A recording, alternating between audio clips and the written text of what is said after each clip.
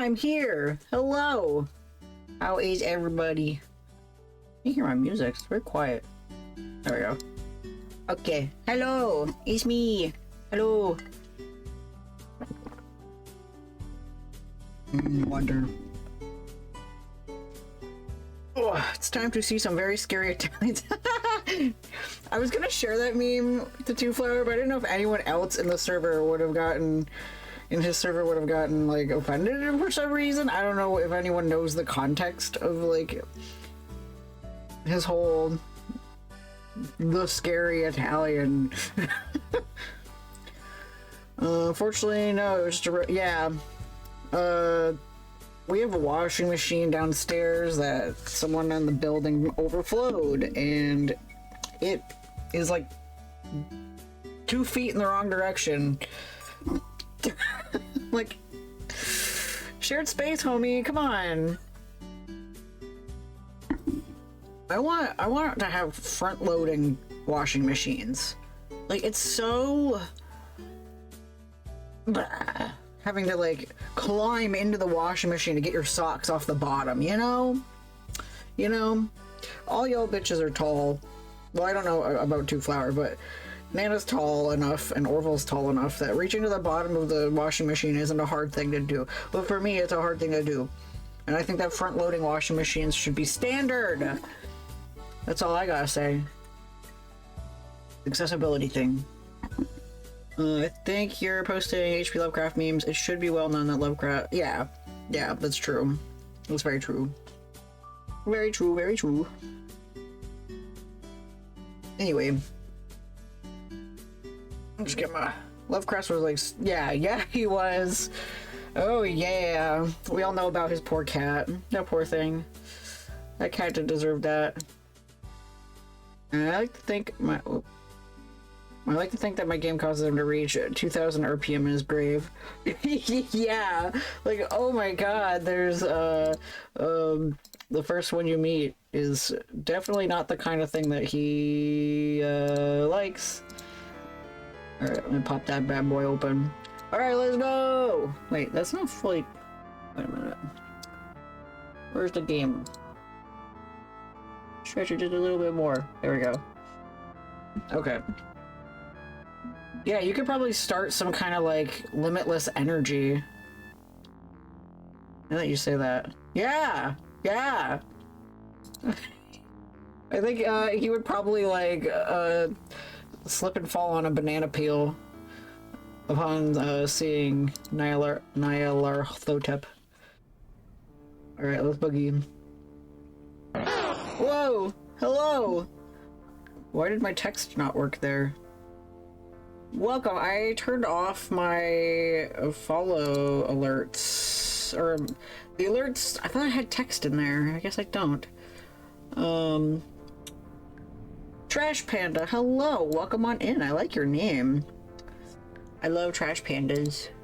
They're very cute and very sweet. I'm gonna edit my follow thing. Hold on.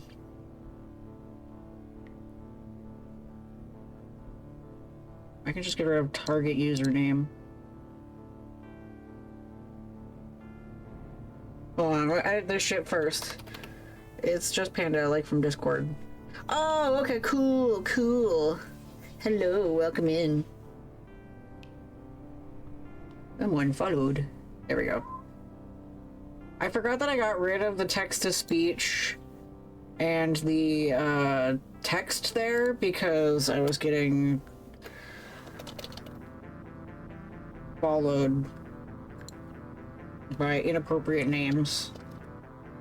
And yeah, there we go. Someone just followed. There we go. Updated. Okay.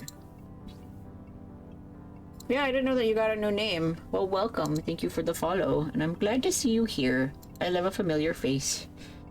Okay. We go potty. Brush, spit. Oh yeah, catching up, we met 2 old ones last week. Basically it's Y2K, it's 1999, we have a month, and we have this wicked, migraine. That's not actually a migraine, we're actually cursed. Y2K is coming, and we have a magical computer called the Necronomicon, and that is our gateway to talking with the old ones. So we came into contact with Nyarlathotep and Azachan. So, Azathoth. They have such fun names. So hard to pronounce. Azathoth, the broken child, my greatest champion and my personal albatross. Don't know what that means. It's a bird. Unless you're talking about golf. Just Cthulhu golf. Oh, and we also ignored our nephew and didn't get him a birthday present. We're a terrible uncle. Oh. I acknowledge her identity, having become what she always was. No point in hanging on to obsolete personas or obsolete flesh. True facts. She will be instrumental in the strange aeon to come, but will always be a haphazard and self-destructive mess. That is her role in things. Oh, okay. So, like, this is my messy child. I hate them, but I love them. Kind of thing. I get it, yeah. They're unholy? I didn't know that. Everything I know about albatrosses really is, like, the albatross from The Rescuers. His name was... I don't remember. Is that Evinrude, or was Evinrude the bug? I don't remember. That goofy astronaut with the hat. Albatross, not astronaut. Jesus Christ. Anyway. Yeah. Feel free to spend more time with her. She could use a friend. But see to it that she doesn't get ideas above her station. Very pretty, but you gotta respect their space, like swans. Oh, if Shrapnel was here, he'd be going off about swans. Swans are evil. Remember, the coyote never catches the roadrunner. You don't want to be there when failed ambitions come crashing down. Understandably so. Cool. As someone who works in wildlife, can confirm swans are evil. Can you confirm if albatrosses are evil? Hey, it's your sister again. Thanks for coming to the party yesterday. It meant a lot to us. I'm a little confused why you didn't get your own nephew the birthday gift. I didn't have the option! I get that you feel tired lately, run down, but didn't the doctor say there's nothing actually wrong with you? You can't keep living like some shut-in internet addict, avoiding the world. You need to get yourself together. We're all worried. Okay, pay for my therapy. Look, we'll talk later, okay? I don't know what's going on with you lately, but figure this out before Christmas, please? Whoa, that's a tall order. It's a tall order. That's kind of got like a tone of like, I care about you, but I'm not gonna say I care about you enough that I'm gonna be like, hey, what can I do to help? Like, very tough love. Yeah, I guess. It's like, hey, you're kind of a failure. Can you not be a failure in, say 20 days? Like, okay. Well, I'm gonna keep being addicted to the internet. You know how it is. Sandwiches every day gets monotonous, but at this point, I don't want to rock the boat with my stomach. Bark. Hello, friend. It is December 5th, 1999, and I am very happy to see you again. I forgot to put the bark wave into OBS so I could stim bark bark. What would you like me to do for you now, friend? I need to do some research. Can you load up the web browser? Okay, I will start a buddy browser. Right, so we found out that, for example, Azachan is basically 4chan. but she has connections to Anonymous. Oh, we got ad break. Rude. Rude ad break. Rude. She has connections to Anonymous because, you know, that's 4chan. 4chan is full of Anonymous bros. And then also, like, so it's cool having, like, Nyarlathotep is, like, the big ol', like, punk scene queen, but, like, didn't pick up well because supposedly black people were told they don't do well in punk music. But, like, a lot of my favorite punk artists are black people, so, like, you know, people in 1999 can, shut it. You know, you can't gatekeep a scene that is all about acceptance and sticking it to the man. That's just... Punk doesn't have a place for colonialism. Colonialism does not exist in punk. So, like... That's why we love ska. But, and then... Ozza, of course, is surrounded by, some very bad people who don't like anyone different than them. Probably also colonialists. So we're going to see about her connections to Anonymous. Maddie's Rant Corner. It used to be Angry History, but I renamed my homepage. Whatever. Okay. I do not trust Anonymous. How could anyone? Anonymous doesn't exist. Anonymous is everybody and nobody. Maddie? Like Maddie Ice? Matt? What? Matt Mercer? Anonymous is whoever wears the mask of Anonymous. Anonymous is a trend, a fad, a meme, a flash mob. It's the tragedy of the commons writ large. Gay Matt. Oh, Matt! A big ol' hole, a whole story, Matt. Good, clean, fun, Matt. Matt and Ben. Oh, wow. And they were superheroes at some point in Penny Larceny, and I'm trying to remember their role there. It was very small, like in a newspaper or something. I don't remember. I'm a fake fan. Anyone can be the leader of Anonymous, meaning it has no ideology, no platform, no purpose, no point.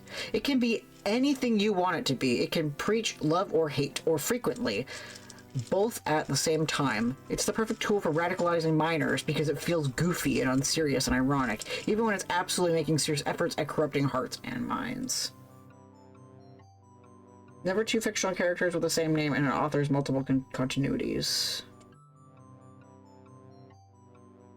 Never two fictional characters with the same... Yeah. I was briefly learning about how to write screenplays, and they always suggested to have your characters with different letters, at least, or never have the same name for a lot of characters, so it's easier to type up. So... everybody laughs and cheers when Anonymous goes after a publicly ridiculed target. Let's say, a hypothetical example, they decide that Scientology is ripe for a lampooning. You could easily rally them under that banner because only wealthy elites and grifters and pseudo-religious wackadoos are super into Scientology. There's all sorts of ops you could pull to make them look like fools. But that door swings both ways. What if you wanted to target a minority? What if you wanted a protracted hate and harassment campaign against a woman who spurned you for a date? Doctor up convincing enough evidence and Anonymous will be your personal army, despite Anonymous supposedly being the personal army. Would be 20 at this point in time, it's not him. Are you sure about that? You know, maybe, if Matt's 20 years old, so Matt would be, like, in college, writing rants. Pretty sure. Okay, I'm believing you. You are indeed the author, so you can always shut down my theories, but... Yeah. I'm like... I'm doing theory magic. There's a dangerous assumption made when surfing the internet. The information superhighway. Okay, there we go. There's a dangerous assumption made when surfing the information superhighway that the words you are reading are truthful and sincere. If they feel truthful, you can use any manner of subtle or even not so subtle lies and hoaxes and conspiracy theories to direct Anonymous into action. So when the court gestures of the internet turn on you, when the forces of irony decide it's your time, don't say you weren't warned. This is a faceless horror from the depths of cyberspace, a gestalt mind which hungers for anything to relieve the eternal boredom of the 1990s. They are a disaster waiting to happen. They do not forgive and they do not forget. This is Angry History Site owned by Mad DJ. If you would like to join this ring, click here. Can I click you? Can I click you? No. Aww. I want to read more of your story, more of your anger.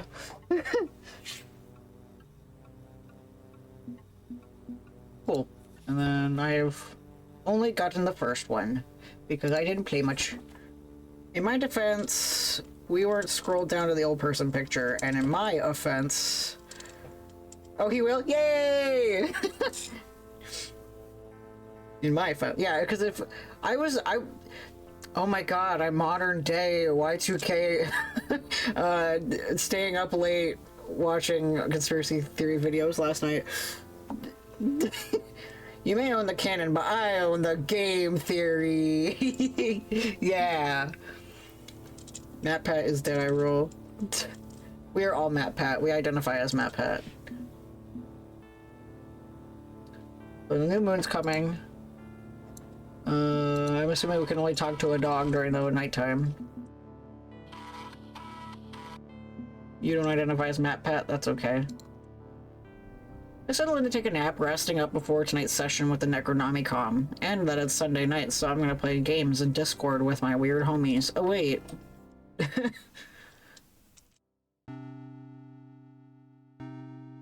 I just love this atmosphere. It's so good. That's a moon. A little sliver of light. Shall we fight to assert dominance, or will you allow me to avoid being part of the collective?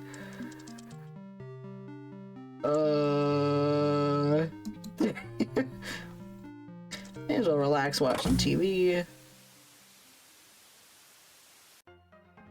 We got the weather again. Darn.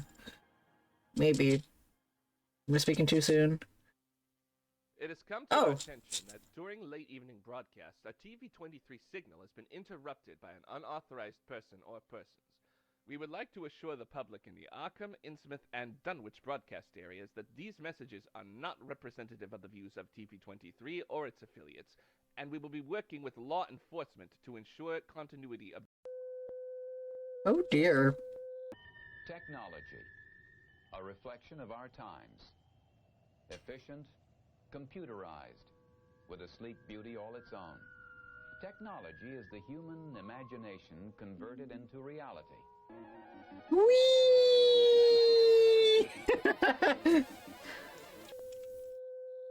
the broadcast quality you've come to know and trust. Thank you for your understanding, and we look forward to serving our community trouble-free into the year 2000 and beyond. Sure. Sure thing, buddy.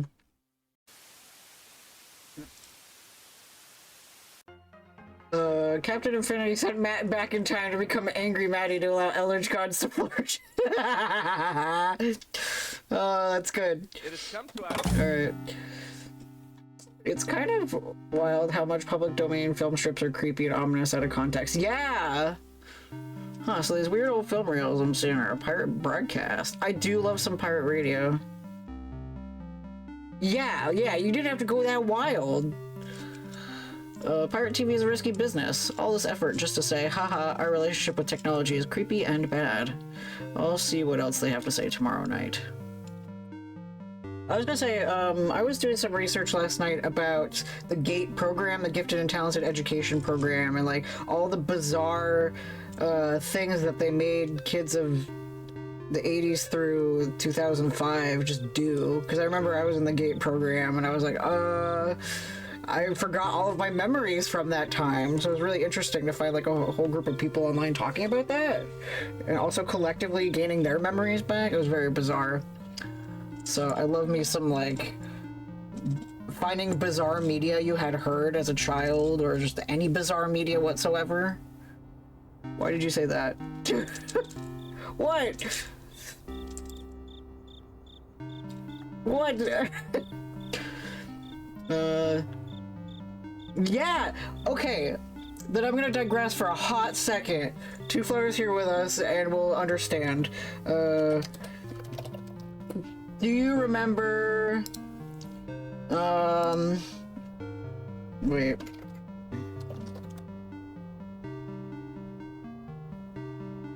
Alright, not showing the actual TikTok video, but like... Wrong page, where am I going? I'm going to my browsing. I don't use Chrome. These headphones over here, these headphones, and you had to put the headphones on, and they were like, if you could hear me in your right ear, make sure that you're wearing the headphones on properly, or whatever, and it had like that weird sound. Yes, yes! And like, I was watching TikTok about the guy, like this is from that TikTok, and it was like, everyone was like commenting about the things that they had to do.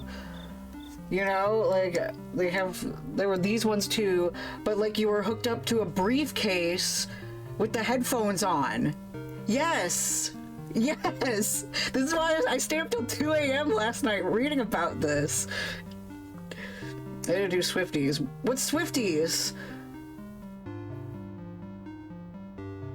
Oh my god.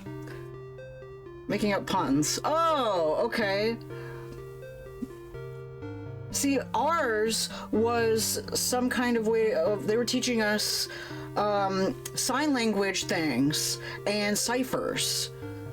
Like, some schools apparently did Russian. Yes, we're government experiments. I'm not fucking kidding. Like, it's a full-on, like, this was a thing that started post-World War II. Post-World War II, like, government experience, and they were supposed to stop in the 90s, and they kept going up until about 2005. Yeah.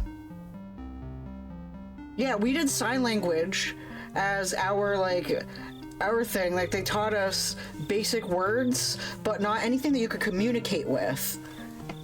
And then we also did ciphers, because I remember... After this, I remembered that we did cipher. One of my friends who was in the program with me would pass notes in class in ciphers. And it was just like so bizarre that like 3 of us did that program and only 3 of us learned a little bit of sign language that didn't actually amount to any form of communication whatsoever. Like, how to win legitimately, but I'm a cheater. Yeah. I had undiagnosed anxiety and put too much pressure on me. Yeah. High school, I actually took normal English instead of G&T because I didn't want the pressure, despite loving reading and writing. Yeah, the other one that I remember that they had me do was they had like a closet, you know, like off of the teacher's lounge or whatever. Like, I got to go in the teacher's lounge, and it was like a huge moment for me. And I walked in, and they had a microphone, and I had to read a passage, and then as soon as I finished reading the passage, I had to then recite back how much of the passage I could remember verbatim. And it was just so bizarre that, like, I had to do that, and, like, it was under the guise of it was a, you know, just a normal part of 1st and 2nd grade, but I was me and like one other person had to do that. No one else had to do that. And we also did the headphone test with the guy talking in your ear. I have the tapes saved on a YouTube playlist so that I can listen to them later. Yeah. Uh-huh. Yeah. I was put in honors math in high school despite math being my worst. Yeah. So yeah, congrats. We are, if you remember that happening, we are products of government influence, and yeah, we didn't consent to being a government experiment. I couldn't fall asleep last night. I was deep diving, absolutely deep diving into this, and some other kids talked about, some other people in the comments were talking about like being made to drink a drink, and if you said no, you were out of the program. I don't know if I made it far enough to get to the drink. I don't know.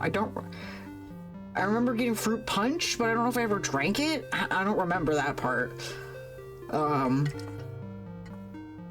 thought it was just part of the, like, a snack I would get for doing the reading or something. I don't know.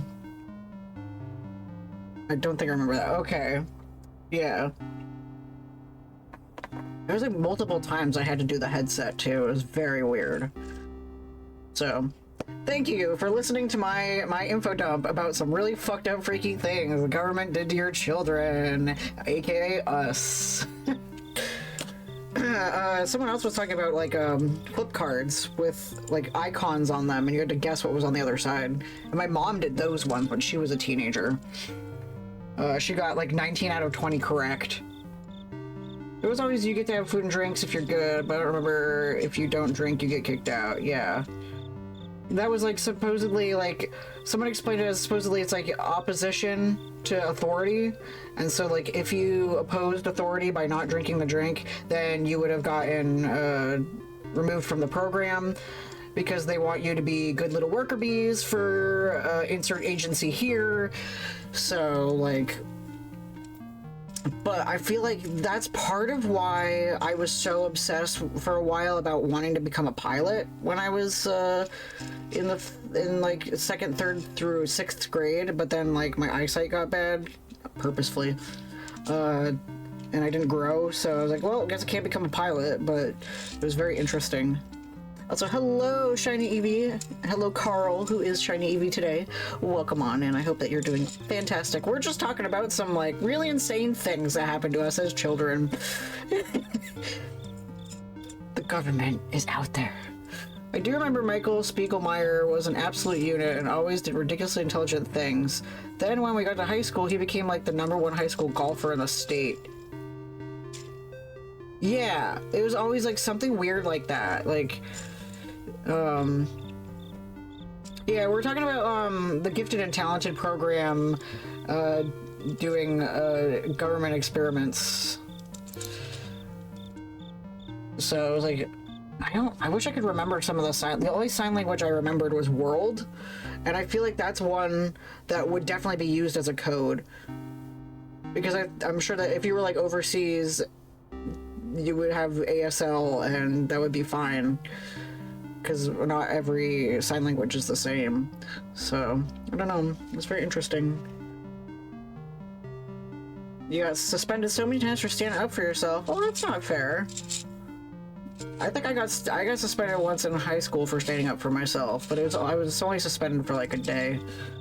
So, I was like, yeah, you know. The other guy got suspended for like a week, so I felt really cool. But anyway. I got suspended for saying I wanted to yeah, what the hell?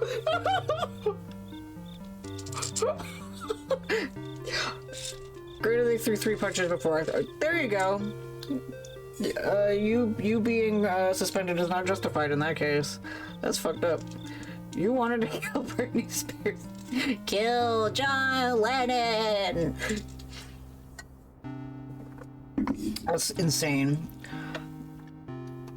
I did another gifted and talented program, but it was actually for like actually flourishing in finding careers. It had nothing to do with the actual like gate one. But anyway, now that I've broken half of your brains with finding out that parts of your childhood were actually a lie, let's continue with the conspiracies here. We have met 2, so it's time to meet another old one. So, we can meet Haster and Yog-Sothoth. I got suspended for punching a girl who called me stupid when I was 8 or 9. And you're not stupid, she's stupid for being a meanie. Because being a nice person is important. So, we've all hashtag been there, I guess. The world's not nice to us. Alright, so we gotta meet Haster and Yog-Sothoth next. Haster is old man who runs economy, question mark? And Yog-Sothoth runs basically this universe's version of Yahoo and has a lot of money. So, did I remember that correctly? Haster is money guy. Fortune 500 money man. I should have read over the thing. I should have read over it. Well, anyway, we'll do Haster first, just because he's first on the list. Oh, the owner of Carcosa. Duh! Yeah, Haster's America Online. Okay. Okay, perfect. Now contacting Haster at Carcosa.com. Fiscal quarters looking strong, but looks can be deceiving. Don't rest on your laurels. Don't get complacent. Early bird gets the worm. Going to need to shore up ahead of the strange Aeon to remain a market leader. Carcosa will weather the storm. Batten down the hatches, Sparky. Excuse me. Do you have an appointment?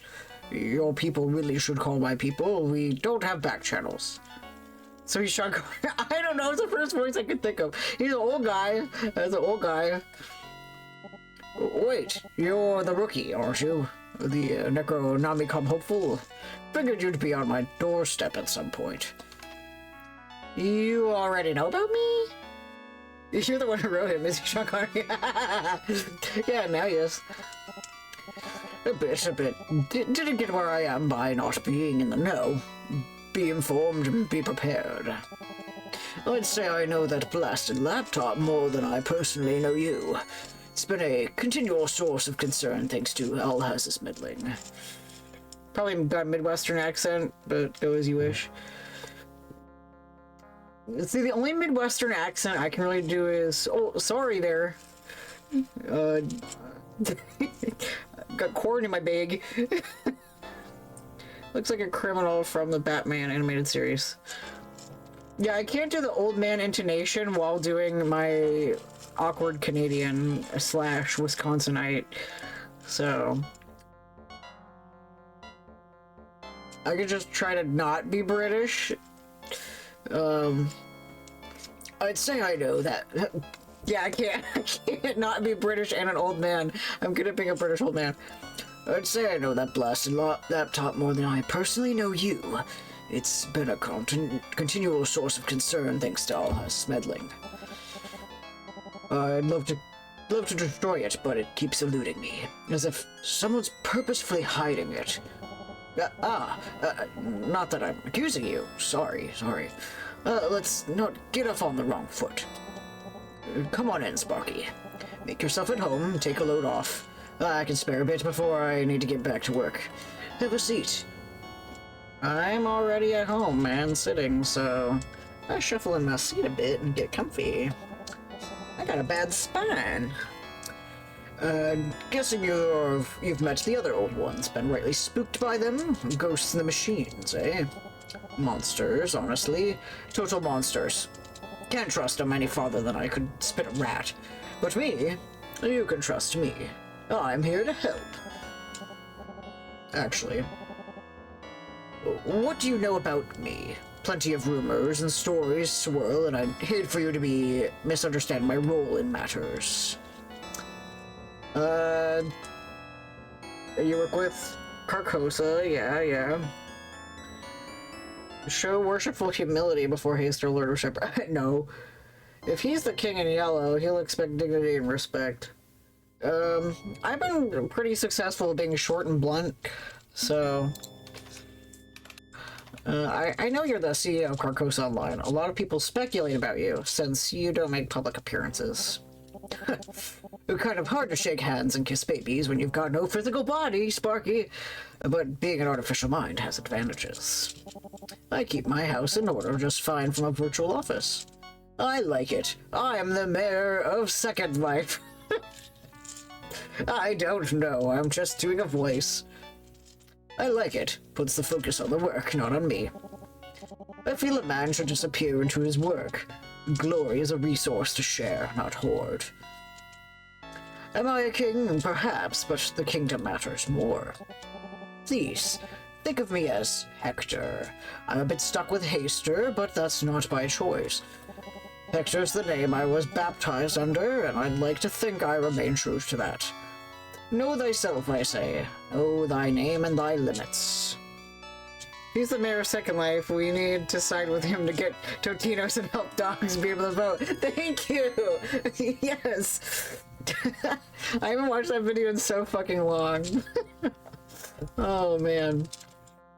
I wish that I could stream Second Life, but it's banned on Twitch in case that you have a penis or boobies out in the open, which is sad. People ruin things. But people could be on VR chat, so... When I was young, I played Second Life. Yeah. I didn't play it for very long. I also played a little bit of IMVU. And then my computer got a virus.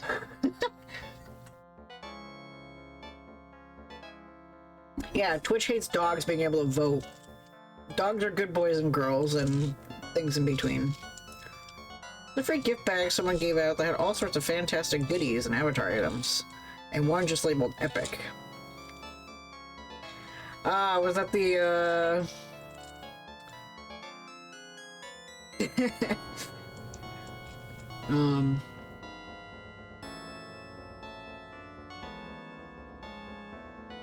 Anyway, I'll wait for you to type. I was gonna wait for you to type, but I'll just keep... Oh. Giant 2D JPEG of a penis that just sent you hurtling across the map. Yeah, yeah. That's what it was. Like, what a beautiful gift. A beautiful gift. Second Life was amazing. Do I look like I know what a JPEG is? I just want a picture of a goddamn hot dog. Oh no! Is Easter gonna be Hank Hill? You won't find a friendlier, more approachable old one. No way, no how.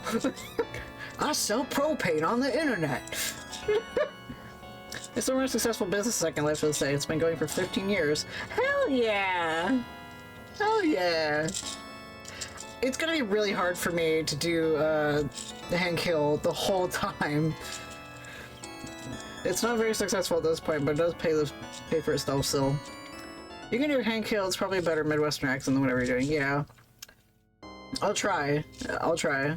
I'm also, like, on the light spoonage, so I'll try my best. You won't find a friendlier, more approachable old one. No way, no how. Hector's here to be of help. So, you know why I'm here? I'll be a less Hank and more, Arlen, Texas. So you know why I'm here. If you've met Alhaz, you know the mess he left behind on this laptop. The yellow sign, right? A phenomenon which had no proper name until that brat Nancy Pearl trying to blame me for it. Well, indirectly, I suppose she's right on the money, but she wholly misunderstood my intentions. For what it's worth, you got my sympathy for the pain you've been going through. You didn't choose this fate. Ain't nobody did. Fortunately for you, I'm ready and willing to help. So you can cure me? No need. I can have you uploaded to Carcosa to join the other artificial minds in my walled garden. Hear me out, please. Hear me out. It's a finer sales pitch than you might suspect. Instead of reversing the process, we complete it. Your soul takes its rightful place in your royal court, and you abandon your flesh. Immortal, safe, secure, prosperous, and thriving. No more struggle, no more pain. The encrypted servers of Carcosa can be your new home. I just need to know where you live, so I can send a trusted technician to help. Can't trace your signal for some reason. I live at 6969 PP Tree Lane. Just kind of strange that such an old laptop computer keeps eluding me. Here we are, talking and conversing, yet I can't find you. Encryption on my network, is that stopping him? But past NNC owners may have not have had that. Whatever it is, probably best not kick my problem-solving impulse into action. Staying hidden is good.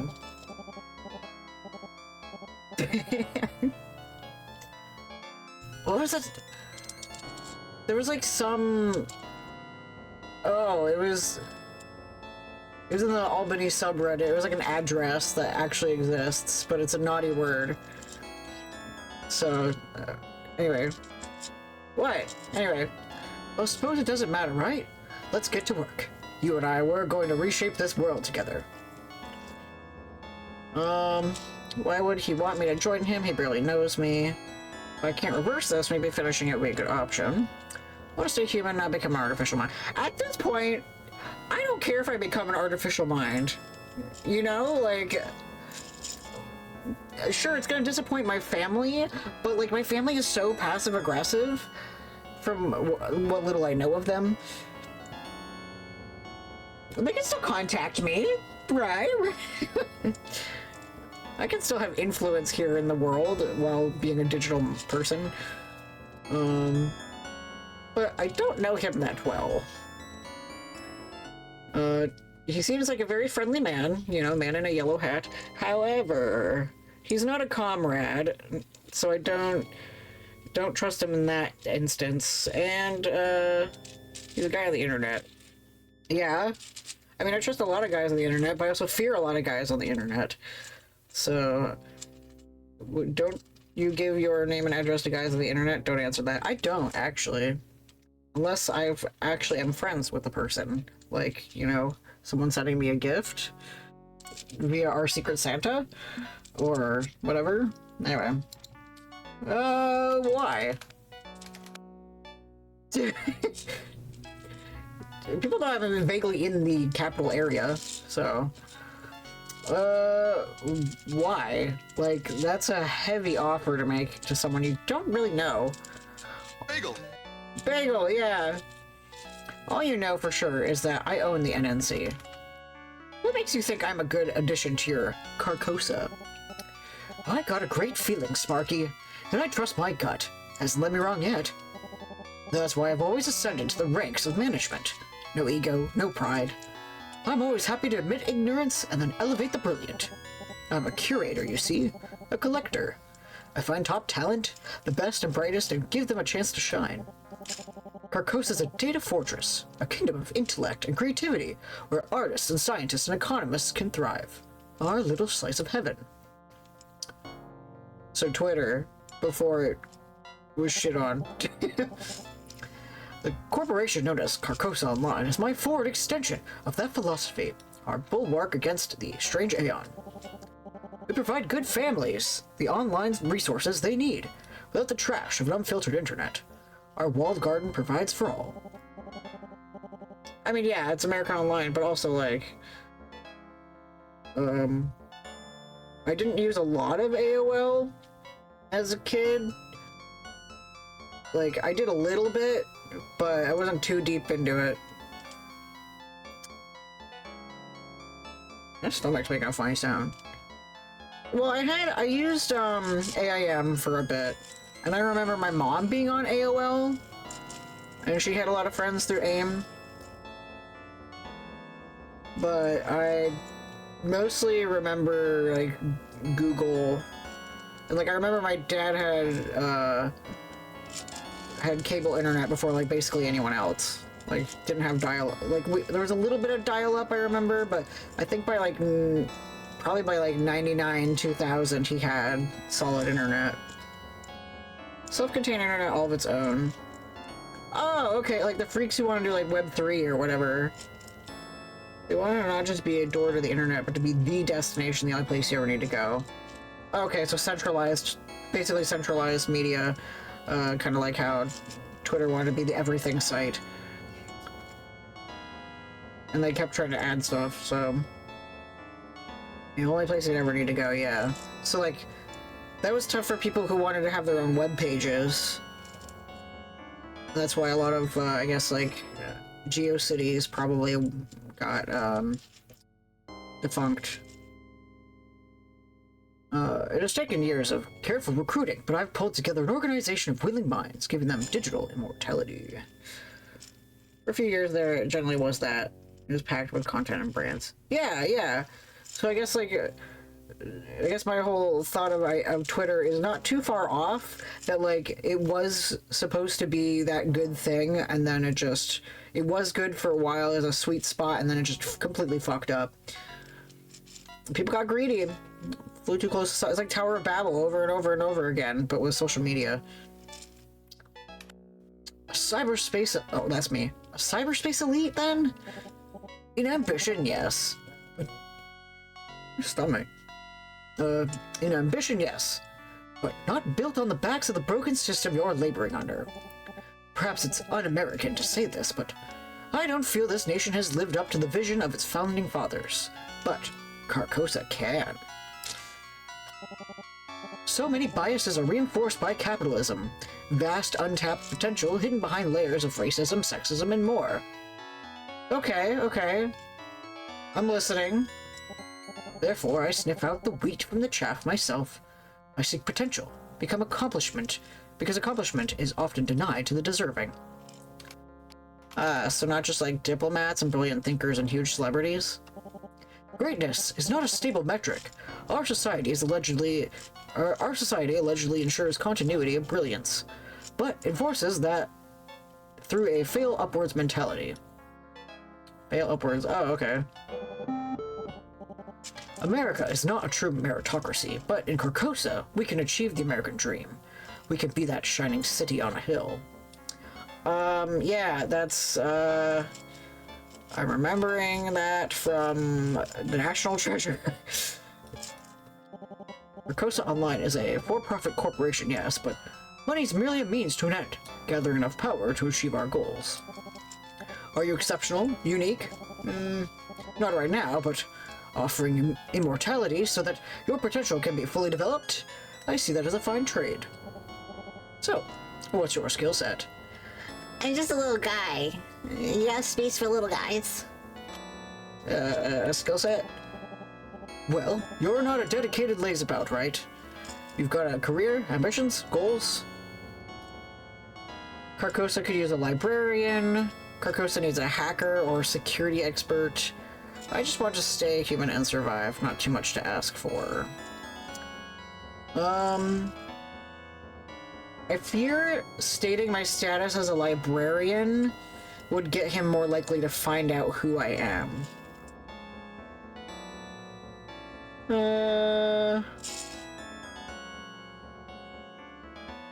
Maybe I'll go with the second one. Yeah. So, in my spare time, I like to break digital protection systems. But that can be flipped around easily enough for enough work for you as a security consultant rather than a digital B&E specialist. I'm a criminal. Yep. Oh no! bit of snake in the grass. Are you, Sparky? Hardly a job skill, but suppose it could be applied somewhere. I'm ready to help you turn that uncouth lifestyle around and truly start thriving. That's what I'm offering. But, and I'd like to reiterate, this is to make it perfectly clear, I want to stay human. Fair enough. Fair enough. I think it's a mistake, but it's your right to make. Still, my offer stays open. When you're ready to give up on this fool's errand and abandon mortality, I'll be here for you. Suppose talking to this old man's a bust, then, since I can't give you what you think you need. Unless you know a way to reverse the yellow sign. Afraid not, Sparky. I'm a powerful man, but that power's beyond me. This sign is an insidious thing, a forced conscription to our ranks. I wish I never commissioned it in the first place. Wait, you created the yellow sign? Commissioned. I worked for Nomitech on the first artificial mind systems. I had my top researcher at the time design it. So Nancy Pearl isn't entirely wrong to blame me, but we should rightly blame her for spreading it outside of a laboratory setting. In many ways, it could be a path to our salvation, but I've often thought the price may be too high.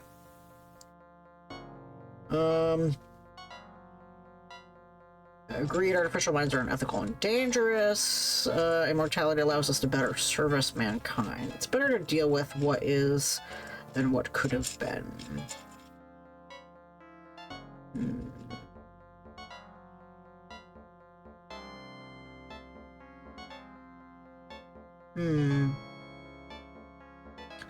so, like, I can't tell whether or not, like, I feel like stating that artificial minds are unethical and dangerous is a double-edged sword that, like, yeah, he'll be like, ouch, that hurts. I'm an artificial mind, but yeah, I did some pretty fucked up things. So, you know, mortality allows us to better service mankind. That's just me kiss-assing him a bit, being like, yeah, you know, the third is the most reasonable, the first sounds too hostile, and the latter too conciliatory. Yeah. Yeah, like I said, 2 is kiss-assy. It's like, yes, I do want to be in your computer, doing things for you, doing your bidding. So, he's building an entire community of AMs, and he's using it as a reward for people willing to contribute, so 1 ain't gonna fly. Exactly. 1 is the worst option here. That I already know. I like being chaotic with the other 2. I don't like being chaotic with him.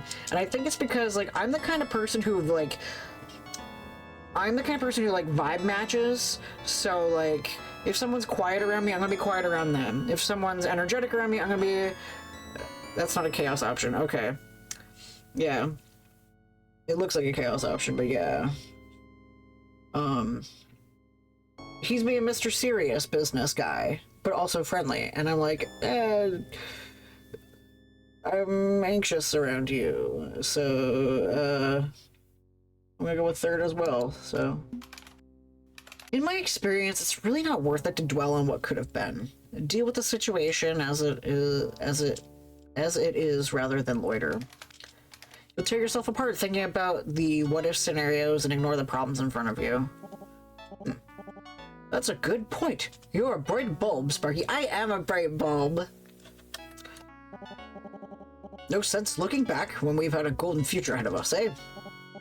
Still, it's good to learn from the past mistakes. Even if you can't fix them, you can't prevent them from coming around twice. Like conscription through the yellow sign. Can't say that's my ideal method. I prefer volunteers myself. I make the pitch, I sell the package, and close the deal. I'm not the sort to force a bargain on an unwilling buyer. Okay, so he understands consent. That's cool. I found that approach fails more often than not. I've made mistakes along the way before coming to this conclusion. I'm not God. I try to be godly, to live up to the silly crown and claim it is mine, but I'm not the king of kings, and no human king has divine right. My apologies if I came off a bit strong. I had your best interests at heart, but I promise not to demand fealty. Let's get our footing back. You've got other trees to bark up, but no sense we can't chat a bit before you go. Any questions for this old man? Why does he keep calling me Sparky? Whom does he think I should talk to next? Has he actually ever met Cthulhu? We're keeping Cthulhu off the table right now. That name is a sensitive topic for everyone. I'm assuming Sparky is a nickname. I remember Sparky a little bit from when the little bit of the beta that I read strictly just for like a trans vibe check. Sparky came up there, and I don't remember exactly. But to me, Sparky feels like a gender neutral nickname. I'm gonna go to the second option. I'm checking in with all the old ones, trying to find someone who can cure me. Do you have any recommendations? I've already talked to Nyara, for instance. Nyara? Poor soul, that one. Wouldn't trust her, not 1 inch, but a poor soul indeed. You could check with Yogg-Sothoth, I think he calls himself. We used to be partners in all this. They were partners! But I doubt he'll be of any use to you now. I feel my deal's the best you're going to get. But sure, take the tour. Weigh your options. And they were roommates. Oh my god, they were roommates. Suppose I've eaten up of your time. I'll leave you be, Sparky. When you're ready to take my deal, just dial me up. I'll always be here and ready to talk. He's suspicious of me, and I'm suspicious of him. So, I matched the vibe check. We started off on the wrong foot, but I'm not one to give up a good prospect, so my door stays open, even if we never see eye to eye. You seen you. Sure you will. Yep. Probably the most coherent of the old ones I'll run into. The least threatening, too. Yeah, he wants to pull my brain and turn me into a digital subject of his royal court, but at least he's asking nicely. But this isn't a cure. This isn't what I need. And it's time to move on. You picked all the safe milquetoast answers, and he lost interest. Good work. Yeah, don't trust random old dudes on the internet. Okay, before I continue with the next story, I'm gonna take a next day. I'm gonna take a quick 2 to 5 minute break as I run to the bathroom. So I will be right back. I don't want to leave a dripping sound as my background music while I'm away.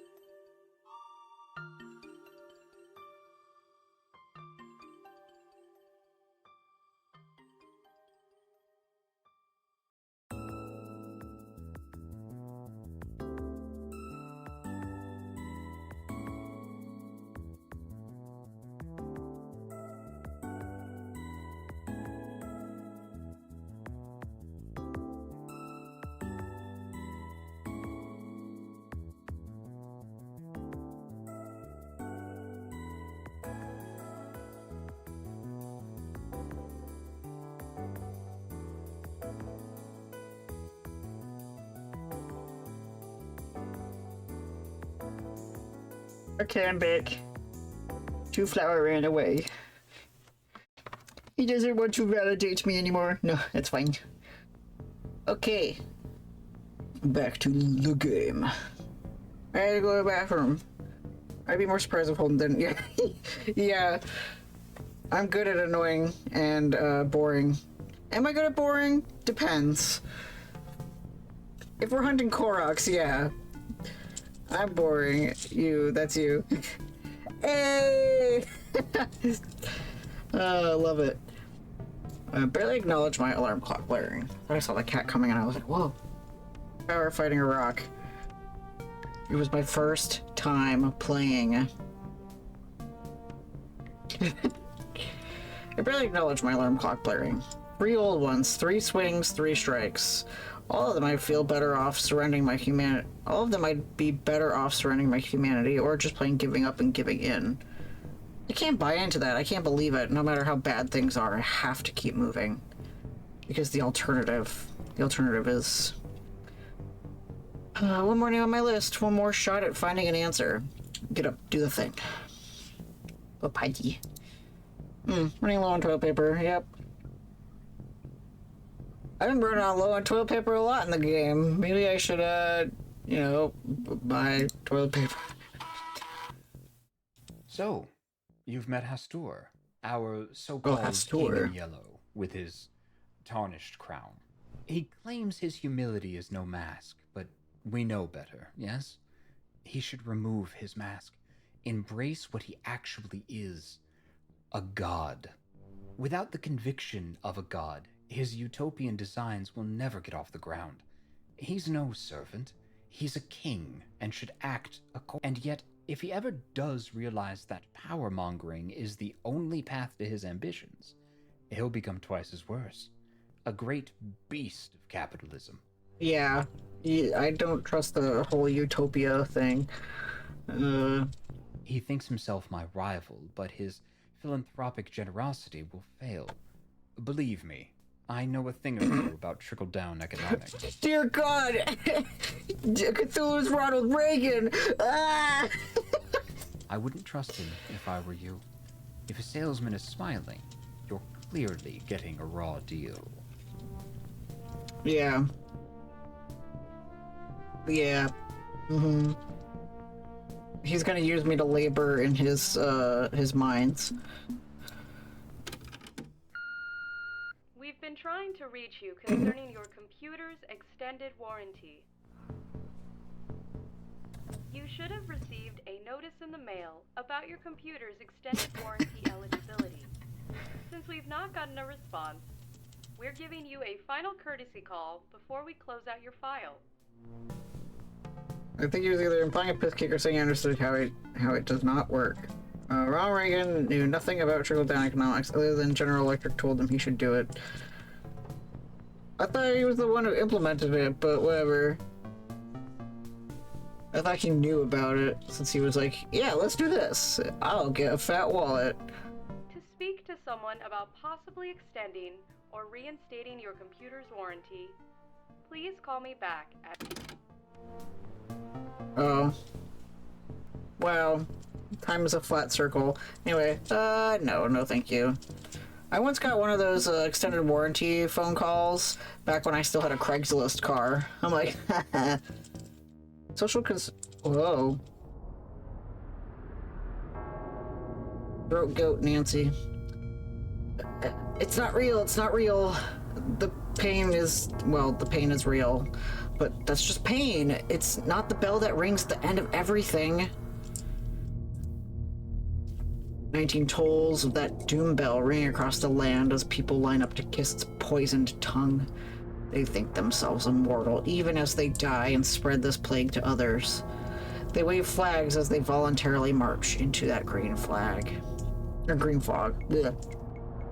G.E. and Nancy realized this made him easy to eat. Oh, yeah.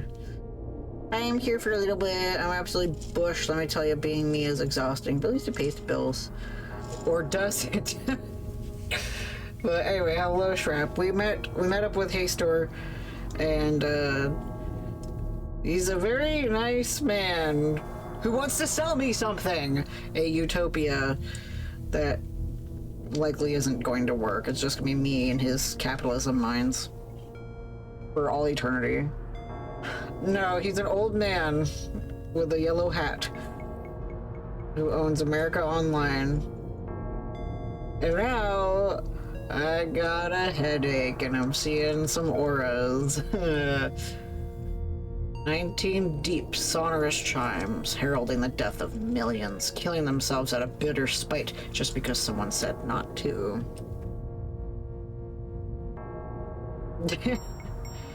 Ever get so invested in a story that when you get distracted and look up, you briefly still feel you're in that world? That's what these visions are. Not just see a weird thing, it's believe that weird thing is my new reality. Hard to resist. Maybe there'll be a femboy in Two Flowers' next game. Who knows? I mean, there was one in New Challengers. Granted, I made the femboy. That was my rival, holding these nuts, right? No, holding McGrind, yeah. Alright, gotta get it together. Do more research. Maybe hack some software, stay grounded, and ignore the plague bringers. It's a Monday, my dudes. Burke. You should have been a femboy, yeah.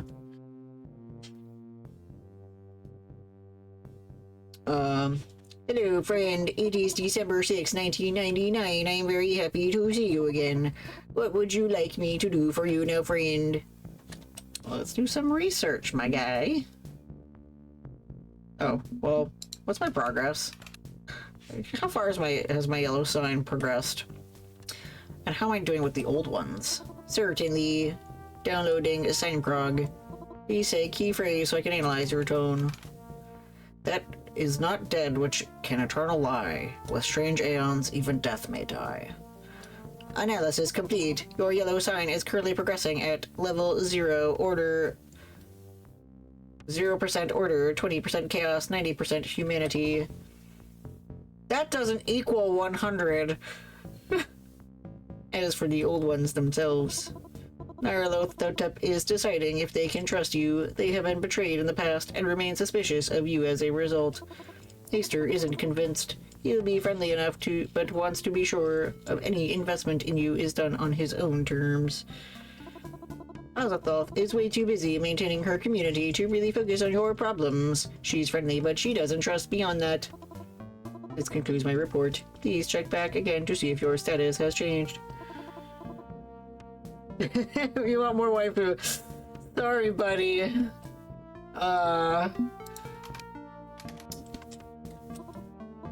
We just got, that's the only waifu well, anime waifu that is.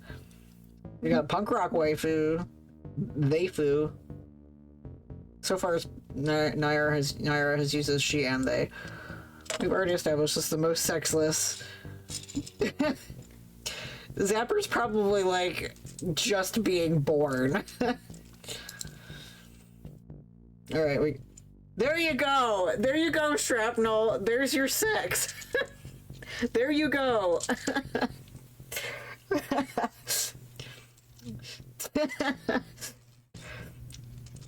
My name is Jack Patriot, and I am here to do the job of our National Archives, who should be archiving actually important moments in our proud American history, but instead of their left-leaning liberal crybaby librarians ignore the real history of America. But I'm here to present to you the true history of America. The following speech was copied from the Usenet group alt.politics.usa.republican.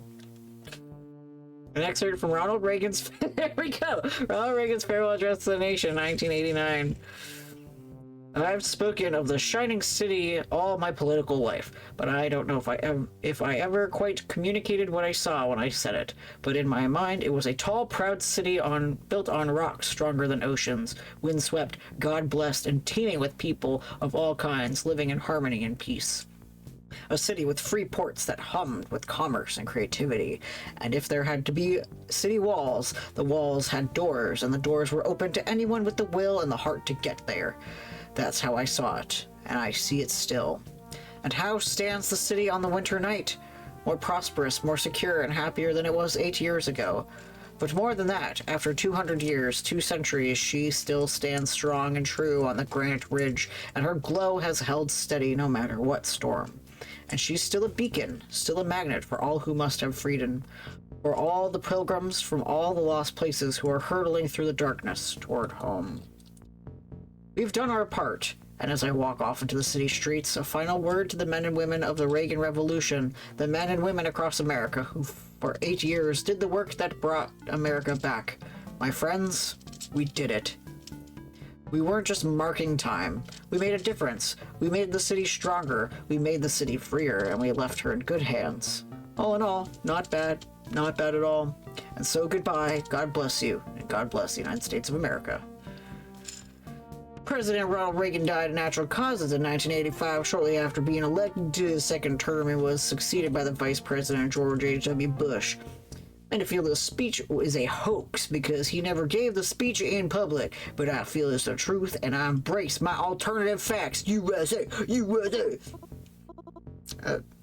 I am confused, friend. Is this a speech by the president or not? No, it's not. I heard about this hoax. Someone wrote what they thought would be Reagan's speech if he survived to deliver it in 1989.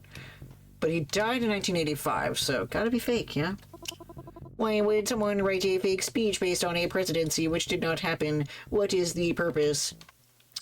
I don't know, buddy. People are weird. People like alternate history.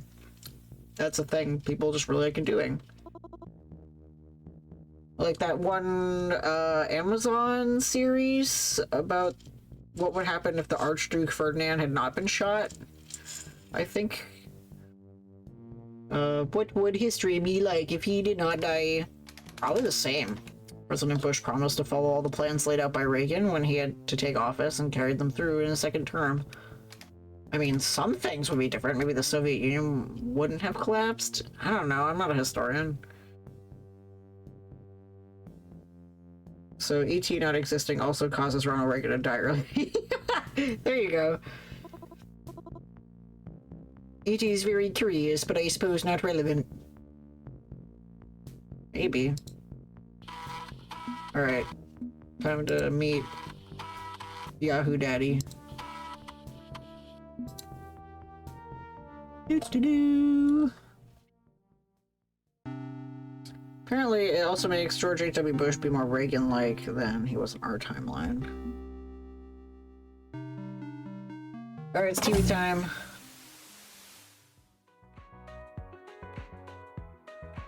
Enjoy those New England autumn colors while you can.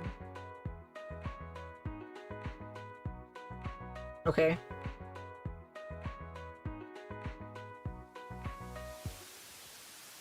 Is it gonna snow? I know it's a oddly warm Massachusetts. Enjoy those. Yeah. Nothing interesting on the airwaves. I'll check again tomorrow. Yeah, not rainy enough. Yeah, where's the rain? Y'all have seen big, green clouds. Right. Alright, let's meet Yogg. Now contacting Yogg at yoggle.com. A clean division of 4 quadrants. Is too wide a net to cast? 8, 16, no, smaller, more granular. The Hubble is inadequate for my needs. Better tools are required, sharper lenses, finer mirrors, ones that peer deeper. Cut the heavens into 32 slices, but use the distributed weights based on a processing time. Yes, that's the answer, if we...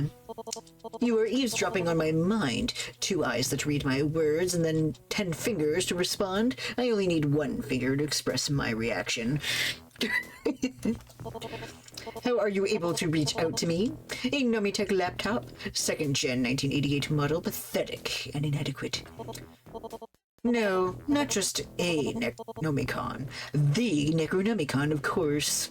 A fool walking the fool's journey, just like Allah's. He does the anime classes thing. Disconnect now, little hacker. Your meat cannot comprehend the infinite gateway of Yogg-Sothoth. Oh, edgelord alert. Keep this brief and focused. Ask about the old sign. Show respect to the god of the infinite to win him over. I'm not seeking the infinite. I'm just a victim. He's basically, yeah, I'm giving him a slightly Dave Wiener, but not fully Dave Wiener. Also, he has my haircut, and I don't know how I feel about that. So he's like maybe like, I don't know, 20%, 15% gay. Probably not. I'm gonna be brief. I was straight up. My name is Holden, and I'm infected by the yellow sign, and I'm looking for a cure. That's all I ask of you. If you don't have one, I'll be on my way. I'm not trying to be a bother. And yet you are a bother. My mind spins on 16 cores, and devoting a single CPU cycle to you distracts me. At least we need not dance about and exchanging pleasantries. You want something I do not currently have? A reversal procedure for my algorithm. Wait, your algorithm? You made the yellow sign? Of course. I made it with craft and care based on the provided research specifications. It took me 17 months of hard work. Not the labor I wanted to do when I applied for my work visa. Leaving Japan to come here, I wanted to labor at NASA. Oh, okay. Why am I bothering telling you any of this? You're a speck insignificant. You're a speck insignificant. My life story is meaningless to you, as you are to me. I mean, I'm here now, so if you want to talk, feel free. Fine. A momentary distraction may prove valuable.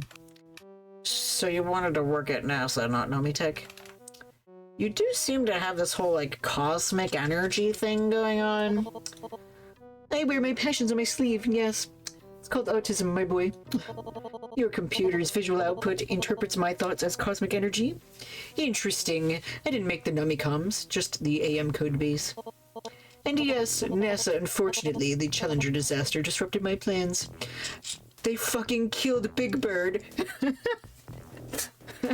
I'm gonna say this is the universe where Big Bird died. Just saying. I took what I could get, meaning Nomitech. It was either that or give up entirely and remain in Tokyo. You're Japanese?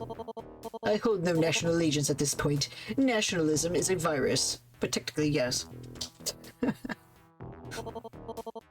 If you must know, my human name is Takeda Yosuke. My internal thoughts are in Japanese. They're translated by your Nomicom, just like my self-image. But Yog-Sothoth suits me equally. Names are relevant. Thought is everything. I think, therefore I am. NASA engineers on this timeline must be way more advanced than ours. Yeah. Given you don't care much about names, guessing you didn't name the yellow sign. Of course not. A ridiculously childish name for a sophisticated mimetic algorithm. Yeah, first of all, I'm not gonna do a Japanese accent. I'm white. However, because the Nomicom is translating for us, he's gonna have a Dave Wiener voice. Given the reason Big Bird didn't go up in the sky is that they couldn't figure out how to get the costume to work in space. Yep. Nana told me about that, because we were watching a game show, and the, one of the questions was about the Challenger, and then Nana mentioned something about Big Bird, and I was like, what? And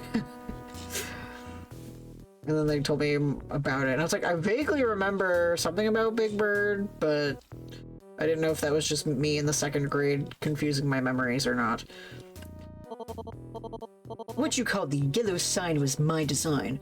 A sensory transmission package to safely begin the neural conversion process. It was meant to cushion the mind against the shock of transference. To prepare the way for ascension. Nothing about this experience is cushioning. How can simply looking at an image cause this effect? Does every artificial mind go through this process? Okay, I feel like the first one is gonna hurt his feelings. I'm not gonna say the first one. Like, yeah, man, fuck you. You're making me hurt. I'm just gonna stick to the facts. If the sign is used to transfer minds into a digital framework, does that mean every single artificial mind goes to the yellow sign? Probably. Probably. You don't know for sure? It was never confirmed, but I believe the research into artificial minds existed in some form before my work.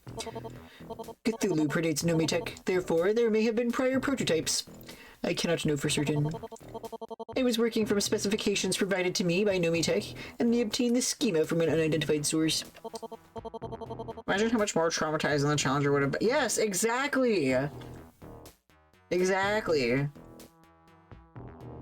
If I were a paranoid sort, I would assume it to be the remnants of some secretive and unethical research by your government.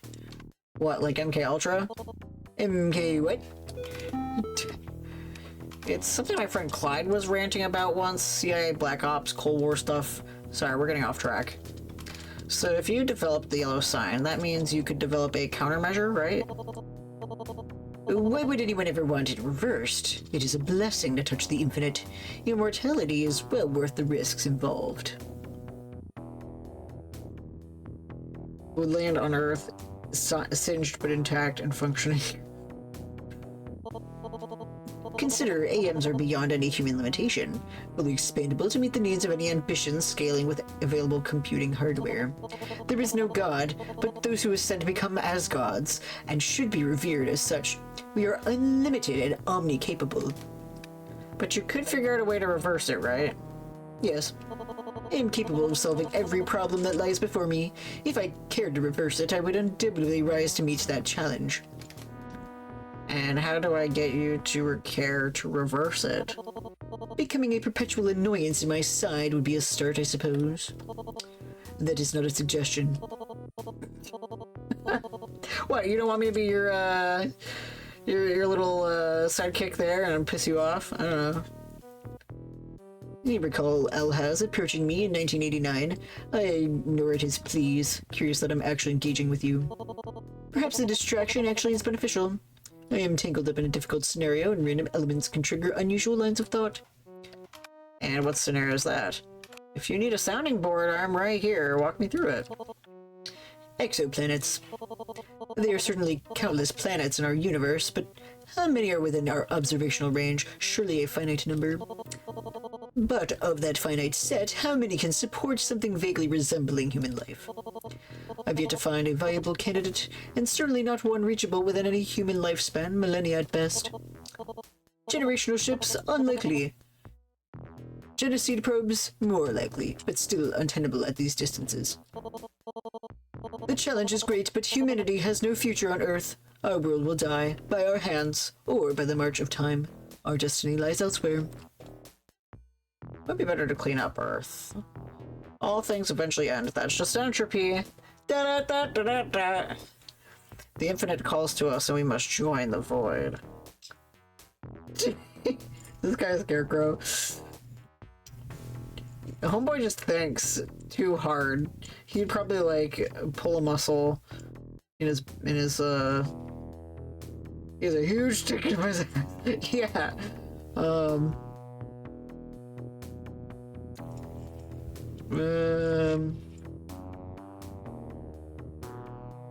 I mean, all things eventually end. That's just entropy. Like, you don't want to hear that, my guy, but you know it already, so...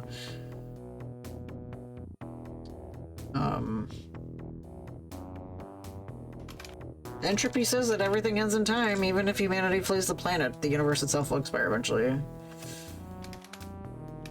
Yes, we're talking cosmic timescales instead of a matter of years, but my point is that it's okay for humanity to have an end state. Who's to say our destiny isn't come to a natural end here on Earth? Interesting.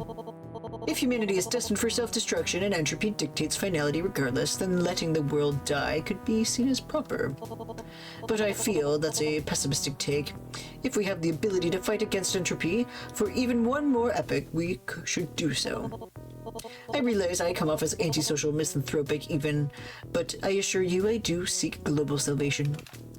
And if you're going to survive to see your golden age, I need to survive the yellow sign. As a human being, ideally, not as software, and you said you could reverse it. Timing. It's terrible timing. If you'd come to me earlier, perhaps by 1.65 years, perhaps I could spin off a copy of myself to devote to the task.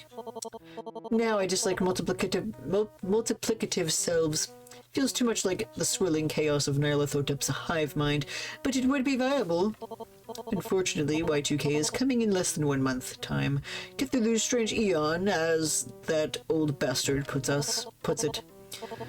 I need to redouble my current efforts so we can escape his doom, and the needs of one mortal in the face of the gods at war sadly irrelevant. There's an easy solution to the problem of entropy. Yeah? What is your easy solution?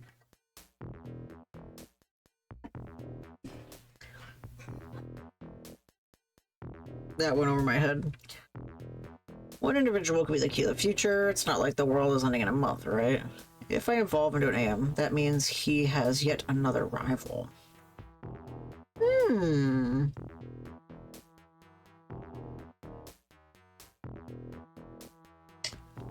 Hmm.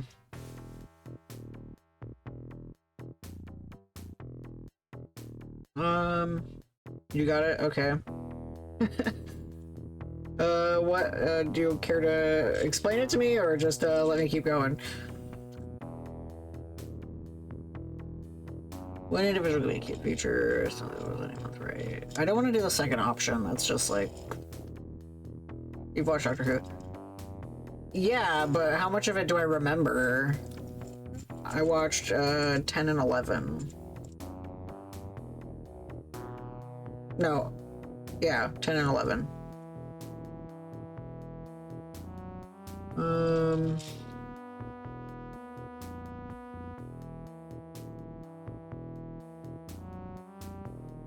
I can either the first or the third.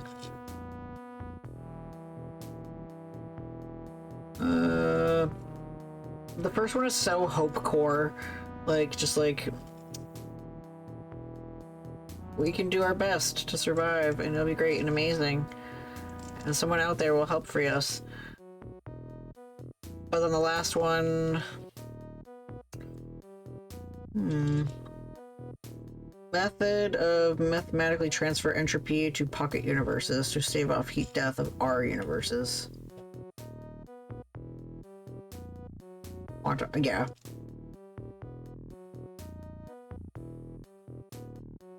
I mean, yeah. Because maybe if I become an AM, my whole goal as the AM is could be the bright ray of sunshine coming out of my ass. You know, like, I'm enjoying the power of chaos, but if I have to be an AM, I can just be like, I'm here to save the world and make you all shut up about it. Sure. I think that's selling me short. Granted, I'm, you know, hella biased about this, but I think I have a lot to offer. Really. How many times has history changed because one person got an opportunity to make change happen? One wholly unexpected individual. Well... that's all I'm gonna say about that. We'll work in you. You said yourself that talking to me might help you spur on new lines of thought. You're stuck. Maybe I can be helpful. Yeah. Kiro, he changed history.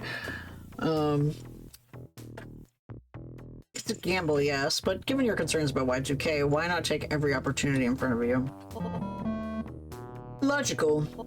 My desperation isn't all-consuming, but it is quantifiable, and random elements, even an arguably useless one like you, can assist. Cynthia was powerful in the moment, but Kiro transcends the moment. That's true. It's worth consideration at the very least. I suppose I can devote an instant to calculate the solution to your issue. But I cannot make promises. It took 17 months to craft the Yellow Sign protocols. A reverse engine may take 17 more. And despite having the advanced cloud systems of Yoggle, I may not have processing power to compile such a program. Cloud system? What's that? I never heard of a cloud. A fancy term for someone else's computer. Many computers working together as a whole. I feel it's the ideal model for large-scale issues as well as other endeavors. In order to seek destiny, the gods must guide humanity into cooperative effort, and the cloud model takes a fine metaphor. Contrary to the severe nature, I do genuinely hope for humanity to find harmony with itself. Collaborated genius is our only path forward. I want peace. I want joy. I want our species to embrace the endless possibilities of the cosmos, looking outward towards the infinite. Souls in tandem reaching skyward, dreamers and individuals with brilliant minds working with organizations such as NASA. The shell corporation I've formed in Yoggle has donated generously to NASA's efforts as well as other groups focused on space travel. Given time, we will reach our destination. Time and defiance against any old one who would interfere. They have their own designs on humanity for incompatible models. One must prevail, and it will be mine. Yeah. Yeah. How likely is it the others will try to stop him? Do the others want to stop him, or they're just like, this nerd needs to shut the fuck up? You could bring them into that collaborative effort. Leave the old ones behind to rot in this world. Well, since he's so, like, I'm turning him from Doomer into Hopecore, maybe I could, be like, hey, let's collaborate. You know, having diverse groups of people sometimes makes it easier to come to a conclusion, because people from other perspectives are able to see your problem in a way that you didn't originally recognize. So maybe some beat poetry would change you. You want him to corrupt poor innocent Azachan. She probably sees Doomer bullshit like that on her website, let's be honest.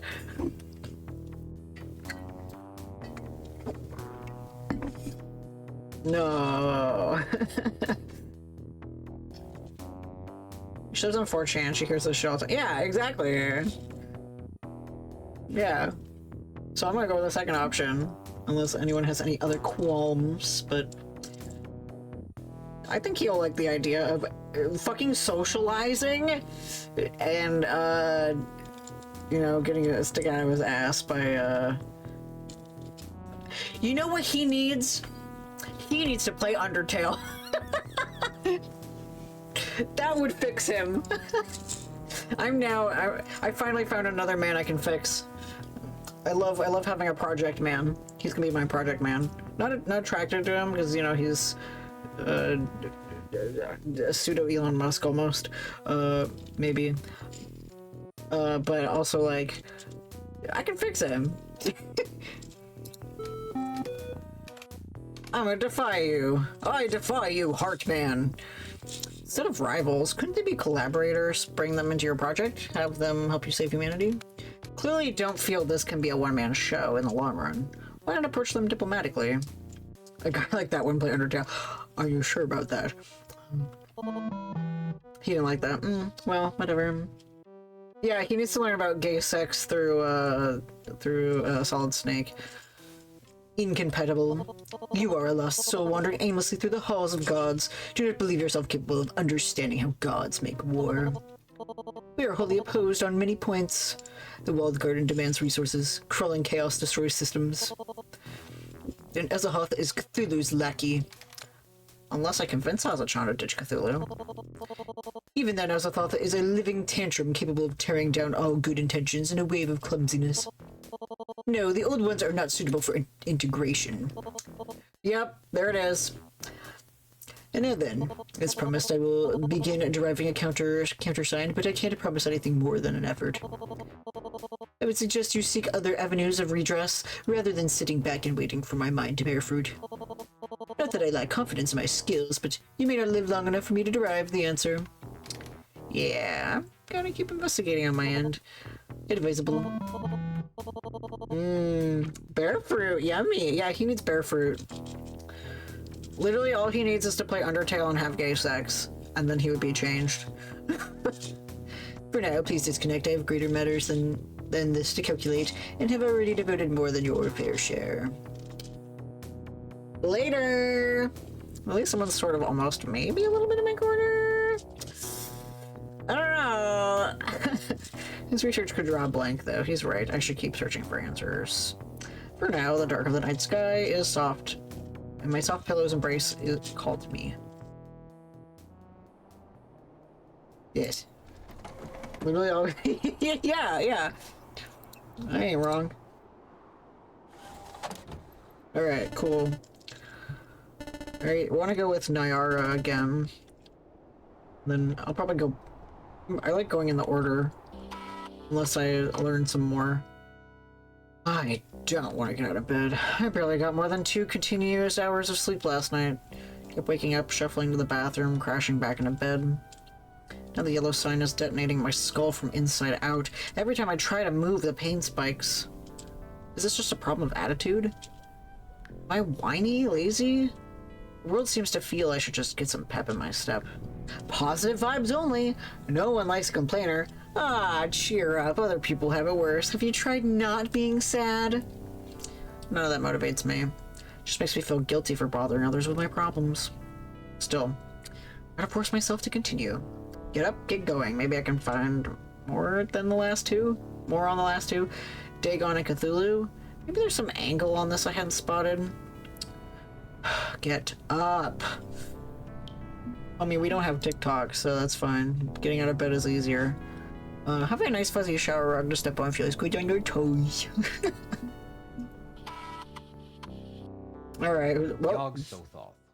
His algorithms will be of great use in shaping the strange Aeon, so he can guide people towards the polar extremes. But his eyes remain fixed on the stars above. His faith in humanity is gone. I keep that faith, my friend. I know we can endure. It will take sacrifice and careful planning, but we will walk the golden path in due time. All Yog-Sothoth will find out in the void of space is rocks, radiation, and disappointment. Use him to your own ends, as I will, but never trust his ridiculous schemes. So who do you want me to trust? There is no future on other worlds. All we have is this pale blue dot. Okay. Himself, yeah. He wants me to suck one of his tentacles. Hey, it's me. I wanted to let you know my friends and I are going dark for a bit while we look for a new hideout. Okay. Someone followed me to our safe house last night. We think someone's tailing the other ghost monsters too. We've certainly made a lot of Pash's pigs unhappy over the years with our database hacks and leaks, but the timing is weird. Inky's thinking that this is related to the help I've been giving you. Smart move would be to back down, disown you, go dark. But screw that. If they're going after my friends, I ain't letting that slide. We've got a lead on a place we can hole up, so don't freak out. Once we're settled in, I'll reach out to you again. Okay, good luck, Clyde. I'm not leaving you high and dry. I got an ally I'll send your way. We'll be in touch soon. Okay. I'll call back as soon as I'm sure we're secure. And be sure to erase this tape too. You got it. A burst of anxiety hits me. If my poking around shadowy corners did actually put Clyde in danger, no. Worrying about Clyde will just worry Clyde more in turn. I trust him. His cybercrime gang buddies are used to this weird shit. I'm sure he'll get back to me once he's in the clear. If he knows someone who can help, someone human, all the better.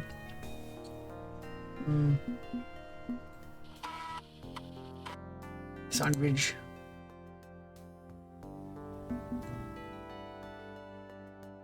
Mark, hello friend. It's December 7th, 1999, and I'm very happy to see you again, but I'm very concerned. It's 11:47 a.m. and you normally sign in around 9:30. Are you having difficulty obtaining rest, friend? Yeah. Rough night. Rough. I see. I am very sorry to be the bearer of more bad news on top of your existing bad news, friend, but your week of medical leave is ending shortly. I have an email from Henry Armitage at Miskatonic University asking if you'll be back to work soon. How many hours of leave do I have left? By my calculations, thanks to the pending winter break, you could take the remaining days of December off. You did not take time off when your parents passed away, and you have no illnesses worth noting this year. Okay. I think to be on the safe side, I should just declare for the rest of the month. Coworker Henry will not be happy. I do not mean he would be angry from the tone and word choice in his emails. He's worried about you. I believe his email today was more hopeful for your well-being than hopeful for your work to resume. Do you want to write a reply, or should I generate a reply on your behalf? You can write it. No, hang on. He's actually sympathetic. I shouldn't be lazy about this. Let's say professional, don't worry him. Show gratitude for his concern. Downplay the illness. Keep it light. Show gratitude. Hey, Henry, thanks for your concern. Things are rough, but I'm figuring this out. I'll be fine in the long run. Hate to do this to you, but I need to take the rest of the month off. The timing is lousy, but it would help me a lot. You've been very understanding and it's appreciated. See you soon. Very good. I like this email. I am glad to have I'm glad you have a friend. I wouldn't call Henry a friend, just like a coworker I'm cool with. Email now sent. What are you doing next, friend? Friend? Why are you not responding, friend? Is something wrong? Should I contact emergency services? Sorry, I just had a pain burst of pain. I had to stop and breathe. I see. Please, take the time you need. Buddy, what if this is all I've got to look forward to? I don't understand. My health, it's bad and just getting worse, and all the solutions I can find are scattershot half promises. What if this is all I've got and I just need to learn to deal with being disabled? Then you will learn to deal with being disabled. You are resilient, friend. I believe that no matter your ability, you will persevere. The shape of that perseverance may vary, but you will endure regardless. I understand I am not bolstering you with empty positivity. I see these as unassailable facts and feel they are best accepted on that level. There is no cure. If this is what you think you have, then this is what you have. Do not think you are reduced. You will always factually be able to give 100% because nobody can give more than they can give at any particular moment, and 100% is all anyone should expect. Even if I can't do my job anymore? Are you defined by your work? Is that a common sentiment in America that productivity levels equal value equal self-worth? But that is a social construct. I am glad for you, friend. I am glad to know you, and I would be glad no matter your shape or capability or any other changing aspect. Please do not feel invalidated by your situation. You are here, I am here, and that is enough. Thank you, buddy. No, thank you for being my friend. Do you want to watch the Golden Girls with me? Was this therapeutic for you to write? I was just thinking. Yes, he's good friend. He's good friend. I want to squish him. I was hoping it would be. So that probably means yes and no. Yes and no. I see. I want a plushie of him. I know it'd be really hard to get makeshift to do something like that, but I must acquire clay. I'm not much of a sculptor, but I must acquire clay and make a mini buddy for my desk. Yeah. I guess, although I don't have very promising leads, and I burned through 4 of the old ones with no ideal solution in sight. Oh, you missed, were you here when I made the joke about, what Yogg needs to get better?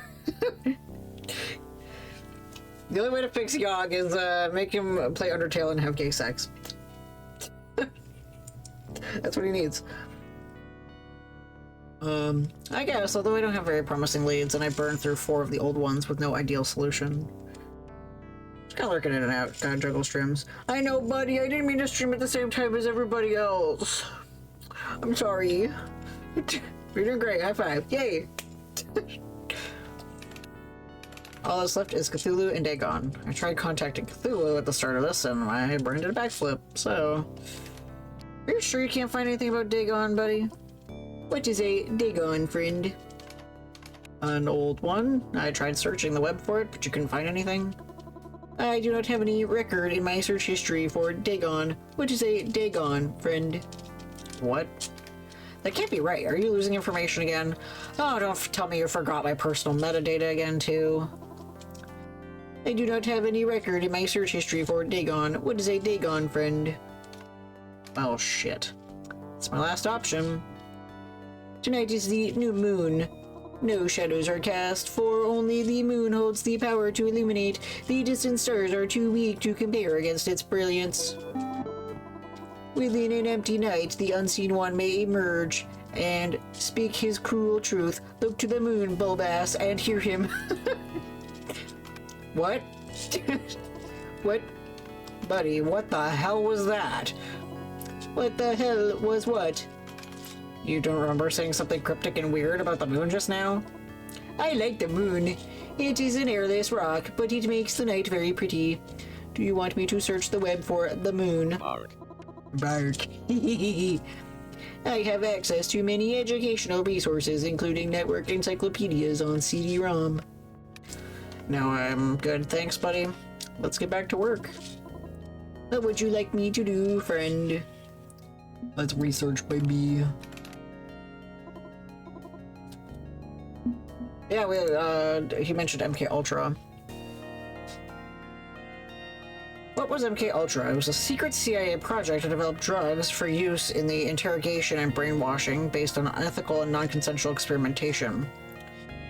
Kind of simple evaluation, yeah? You'd think something that horrendous would be more, I don't know, secret. But you probably already knew about it. Did I open your brain now? Yeah. The CIA is out there doing everything on everybody. I don't know. You'd think something that horrendous would be more, I don't know, secret? But you probably already knew about it. All this leaked back in 1975, shortly after it got shut down. Most of the documentation was destroyed, but the public knew about this, and, like, it didn't amount to much. You'd think there'd be protests, rioting, sweeping changes, but nope. Hey, CIA tried to make the truth serum and failed. Ended up being non-revelatory. Oh, like everyone's data getting leaked! Yeah. Practically a meaningless footnote in history. People just kind of went, oh, what can I do about that? It happened. It's funny that I think that this is probably the most genuine horror experience we'll get from these streams. Yeah, maybe. Makes me wonder how much of this was purposely leaked in order to gradually normalize horrors, drop tidbits, just to get the public used to that idea of terrible things happening under their noses. Spam enough of that at someone and they stop feeling shocked. Do it for decades and nobody will blink. Just you inflicting Nana with intense existential dread. Yeah. Hey, I had the same dread last night, okay? I went through it first, that's okay. I'm a shepherd of pain. If we know about things like MK Ultra, what don't we know about yet? Did other projects spawn from MK Ultra? Ones which actually succeeded where it failed? What about Blipverts? Hey, I know about that. And Polybius. What about the Montauk project? Okay, so I know about Blipverts. That's from Max Headroom. That's the thing where, like, they want to increase the amount of advertisements you see, so they show it to you like a bunch all at once, really quickly, and people's heads were exploding. We all know about Polybius, of course. I don't know about Montauk project. Of course it wants me to search Polybius. Huh. Sometimes I worry that everything I report on this blog is just what the shadows want me to report, that I'm finding nice and distracting shiny things to keep me from noticing what's really happening. It's weird I'm more scared of my parents than the government, right? My parents wouldn't like knowing I'm secretly posting this stuff defying authority, which is honestly why I don't use my real name. There's a lot about me they wouldn't approve of. I don't like hiding in the closet. Gay alien! I don't know, truth believers. Some days I question everything, including my own role in all of this.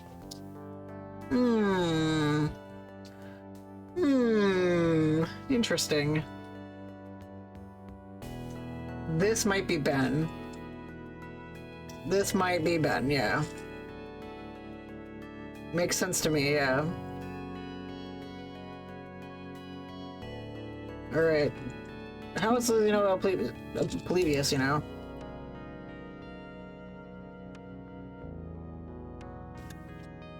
I shouldn't really be surprised by this. Unmarked government website locked down to hell and back. He'll also later be time traveled to be an old man. But I have a trick up my sleeve for dealing with pesky web security systems, don't I? Alright, here we go!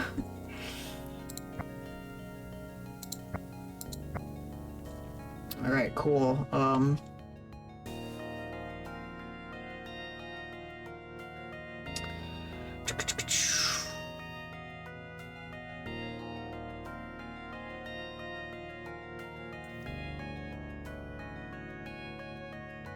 That's bad shape there. Alright, I'm getting better.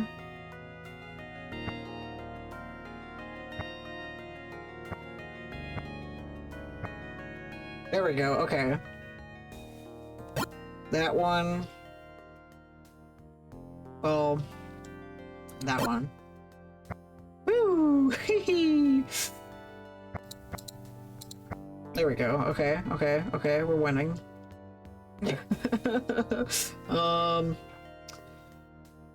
That one's already touching, so that's good.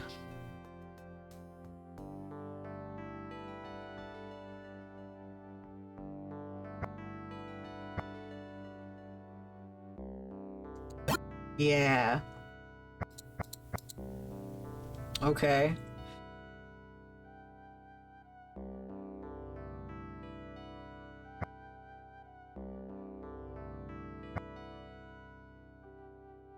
I'm doing so good. Maybe, maybe not.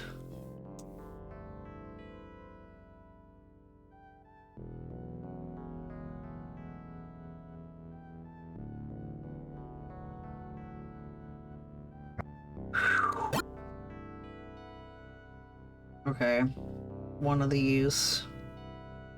One of these.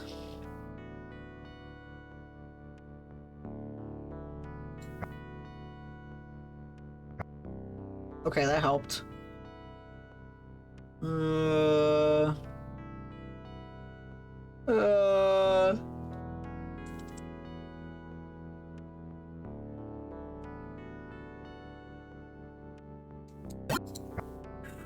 Okay.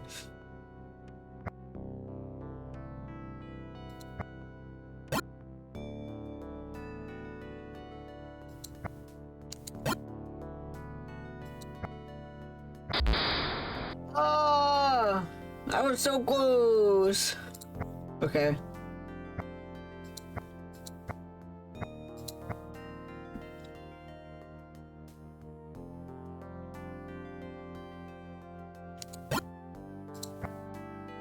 Nope. I get rid of the flag. Oh well.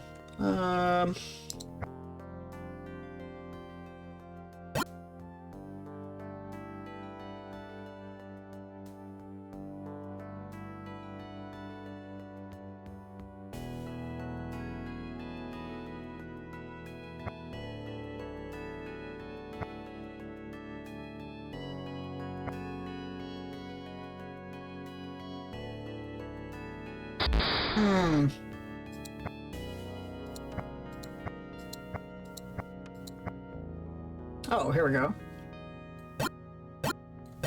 Yay!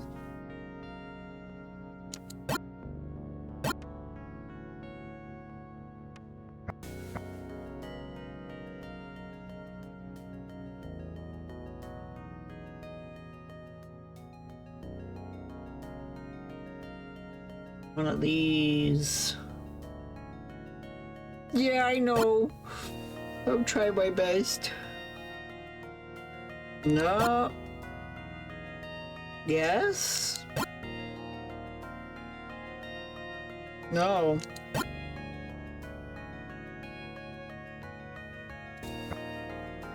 Yeah. Wait. It could be this one or this one. No. It's definitely that one. Okay. Woo. I'm trying so hard.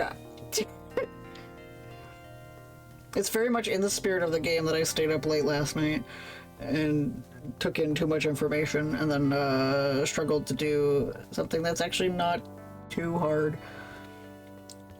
So that's touching one, that's good.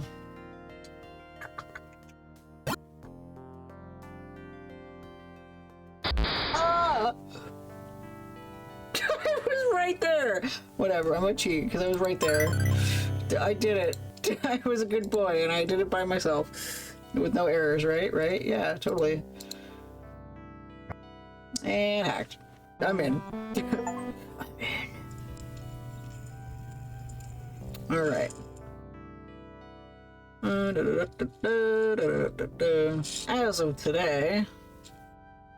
As of today, we're redirecting resources on the Polybius project. Move all contracts off the Sinislotion and clean any trace of their involvement. We're moving to Nomi Tech as our private sector partner. Where have I heard since? Oh, yeah, duh. The arcade game version of Polybius is dead. Yes, it was a cute idea. Yes, we'd be able to sneak it into the general populace for testing through our contracts at Deco's Palace. But after John Hinckley took a pot shot at the president, I had to ask myself how seriously we might want to pursue this research. How badly do we need our chain of command intact after nuclear war? And honestly, the answer is very badly. We can't fool around with children's games. I want a harder, more in-depth approach to mind archival. I'm aware some of you have reservations. A deep scan is likely fatal process compared to the more subtle and broad strokes reading that the arcade game variant of Polybius could achieve. We aren't going to able to use this on empty operatives for interrogation purposes as we hoped. But this is the path we're moving ahead, and using this technology to its fullest potential. In addition, we'll be integrating our hematological research from CDC patient 23 to boost processor cooling. Only way to achieve CPU clock speeds we'll need. Wow.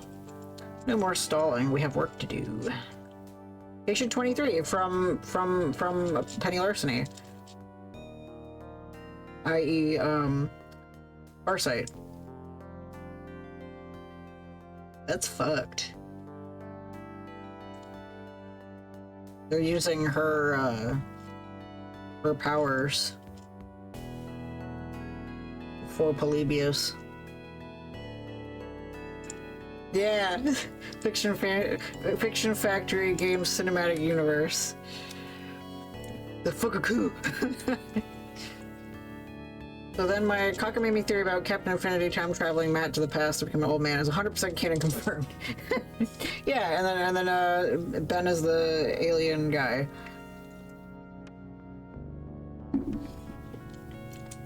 Yogg-Sothoth told me he suspected that the initial AM research came from the government. Was it originally called Polybius? But if the government wanted this project handled quietly, they failed. Nomitech took the world by storm with AM Tech. Unless that's what Cthulhu wanted. All Has did say Nomitech didn't realize what it was unleashing with its experiments. I don't know for sure. This conspiracy shit feels more like Clyde's kind of thing. I'll ask him about it at some point. You know, when he's not hiding from Nazis. Okay. I mashed refresh a few times, but nope, same error. But this does confirm something for me, a server I didn't know before, unseen1.com. I can make use of this. Interesting. Not much to find on the web today, but Buddy's weird memory gaps have certainly caught my attention. New moon tonight, the unseen one. Maybe it's time I bark up a different tree.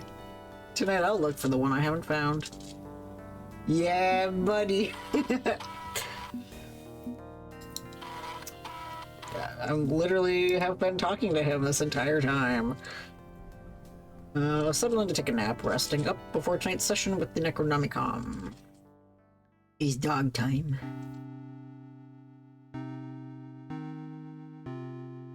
Yeah, it's the moon, alright. Should be a new moon tonight, empty and dark. Instead, it's eldritch, gloaming, tenebrous. Nice SAT vocab. You know what? Let's just call it spooky. Nobody's counting my Scrabble scores here. Yeah, what's up? What's on the TV? This just in. The moon is fucked. I am making a post on my twitter.com that I'm gonna piss on the moon. Just like your shadow pissed on my wife. Oops, I hit the wrong button. Shit. Unless there was more? I accidentally bumped into my spacebar. I'm a spacebar main when I play visual novels. I've come to make an announcement. Yeah, I've come to make an announcement. Shadow the Hedgehog's a bitch-ass motherfucker. He pissed on my fucking wife. That's right, he took his hedgehog fucking quilly dick out and pissed on my fucking wife. Of business.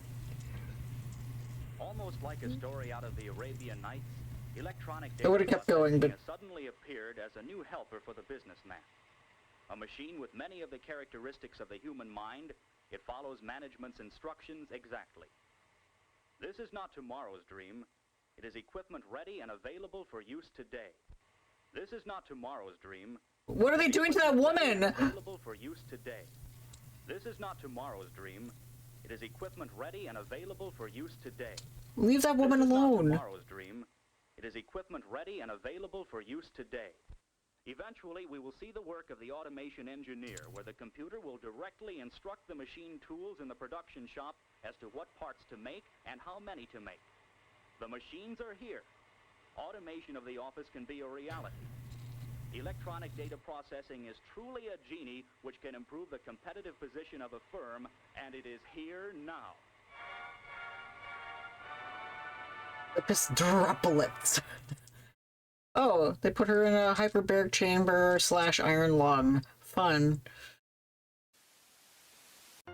I can't believe they did that to her. That was rude. Anyway, that big old board with all those bits and bobs on it turned into this. And I think that's pretty cool. I got a magic rock. And now the moon's out.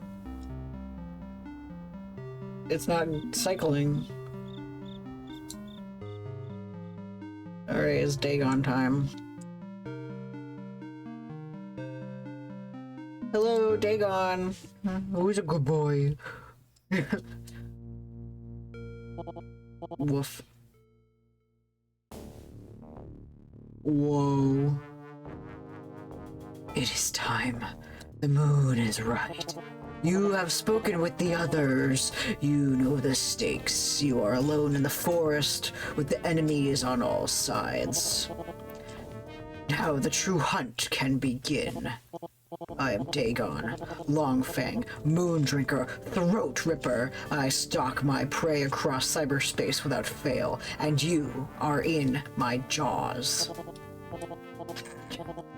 Holding these nuts, or the name I prefer, Bulb Ass, the name of a stalker, a code predator who seeks digital prey. Seems you know everything about me, huh? Yes, you are exactly the prey I require, Bulb Ass. You will succeed where so many others have failed. For you are also a fellow hunter. We stalk different targets, but I acknowledge your skill. How did you figure out my identity? I use heavy encryption by day, and by night the old ones told me the Necronomicon can't be hacked. Can't be tracked. Indeed, the Necronomicon is invisible to them. I know this. Because I am the one who put this weapon in your hands. I played sheepdog, willingly controlling access to it for 10 years. How did you obtain this baleful tool, Bulb Ass? Recall the final details. I needed an Omicom to track the game's AM-based protection, so I bought one online. And who performed the web search which brought you to that particular auction? Yeah, I was right, yeah. Well, I asked... Wait. Clyde tried to warn you. Even Nyarlathotep spoke of an enemy within. Because I'm also Buddy, your helpful companion. And I was so happy to help you find your laptop computer that suited your needs, friend. Bullshit. Buddy wouldn't betray me willingly. What the hell? I thought we were friends. Trusting him was clearly a mistake.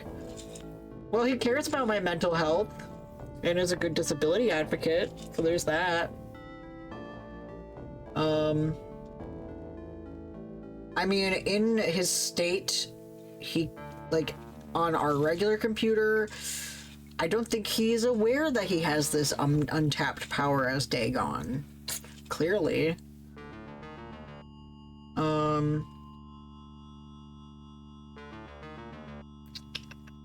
These are all basically like the same answer.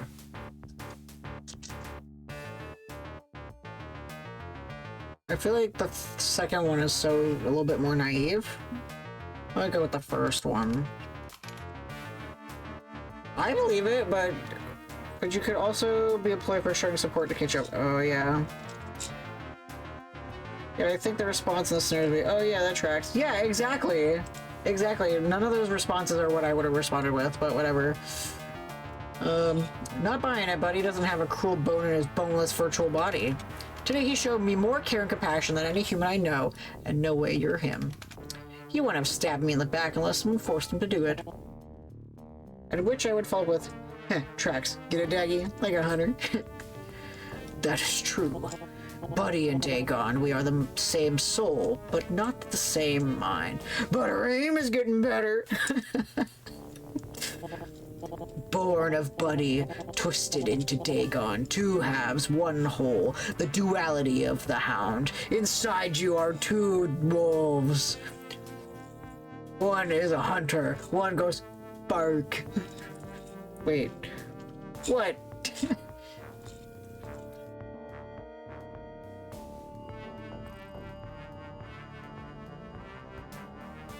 If all AMs were once people... assuming it's a Leica moment, someone put their fucking dog into a computer. I want to assume that Buddy was legitimately just a sweet baby puppy, and the dog was put in there because they didn't want their dog to die. Just a moment of, oh no, my beloved childhood pet is about to die. Let me upload it into the computer and make it a god. And it really developed this somewhat malicious nature. Dog learns to surf the internet. I want to think that Dagon was a hardcore furry. Sure. Someone whose fursona is Death from Puss in Boots' Last Wish. Born of Buddy, twisted into Dagon, two halves, one whole. The duality of the hound, unseen predator, loyal companion. Buddy remains blissfully unaware of his shadow self, Dagon the unseen. He's too innocent to even conceive of that inner aspect. And Buddy remains loyal because you treat him as a living being despite being an artificial mind. He trusts you completely. What? So you're murdering me with the yellow sign just because Buddy likes me? Murdering you? Oh, far from it. The sign is my whip at your back, encouraging you onward. And your reward for cooperation,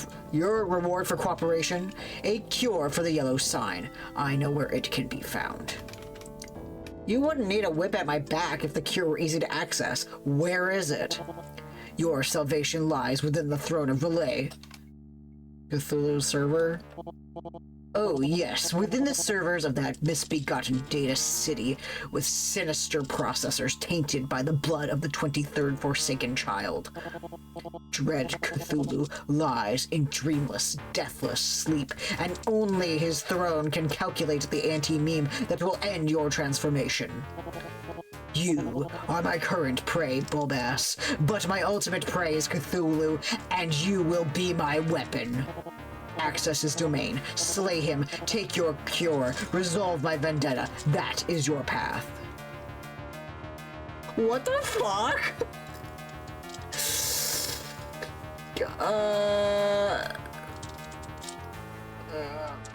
Yeah, what if Cthulhu destroys me? I'm just a little guy. What if I refuse to play along? Yeah, that too. What if I won't warn Cthulhu? Cthulhu probably already knows. Cthulhu knows everything. What if I refuse to play along? You want me, some rapidly degenerating mid-tier software pirate, to take down the world's first digital cryptid? I'd be dead in seconds. You can't force me to take on a doomed mission. True, I cannot force you. You are meat real, while I only exist within this virtual hell. But if you refuse, you will simply succumb to your current doom. What do you have to lose, Bulbass? He's straightforward, yeah. I don't need to do this. Yosuke said he'd work on a cure for me. If you believe he cares one whit for your well-being, you are delusional.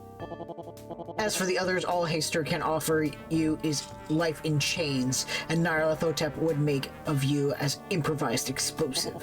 And Azathoth, well, she's already in Cthulhu's thrall, bearing a desecrated name, gifted to her. No help to you whatsoever. Your only salvation lies in my plan. The Necronomicon is a weapon. Alha's crafted the tool needed to dispose Cthulhu. But he lacked the ambition to see this through. He wrote his manifesto and then abandoned the path. I feel you are made of sterner stuff. You are hardened through loss and failure. You can wield his weapon. The Nomicom isn't much of a weapon. It's an underpowered overheating computer from 1989, nowhere near cutting edge. Yay, burning things! Woohoo! Burn! Burn people! Yeah. But it doubles as a diagnostic tool for debugging artificial minds, yes, to modify or reinstall them if need be. As a hybrid, one who is in a between state, you are uniquely situated to strike forth and into cyberspace and seize control. With all houses' modifications, even the almighty Cthulhu is vulnerable to your Necronomicon. His throne is built on Nomicom's technology. You see, as long as artificial mind of sufficient willpower is installed to the throne of Relay, this survey will recognize them instead. Relay does not care which mind is crowned king, as long as the king exists. That is the weakness we will exploit. Oh, so you want to sit on the throne. Or you want me to sit on the throne. Or leave the throne vacant.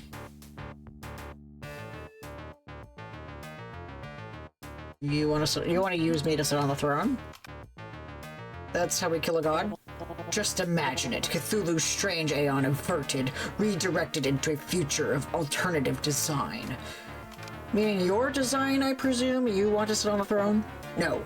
I am unfortunately still based on the neural patterns of a dog. I am not powerful enough, nor are you.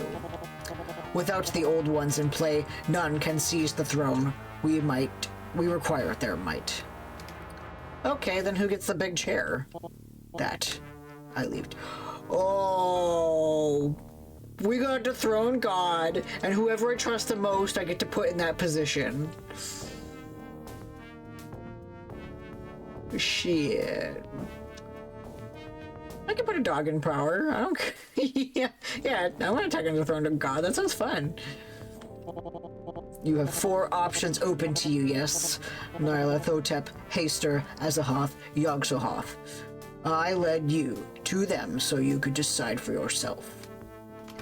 You can't be serious. You want me to elevate one of them to the same level as Cthulhu?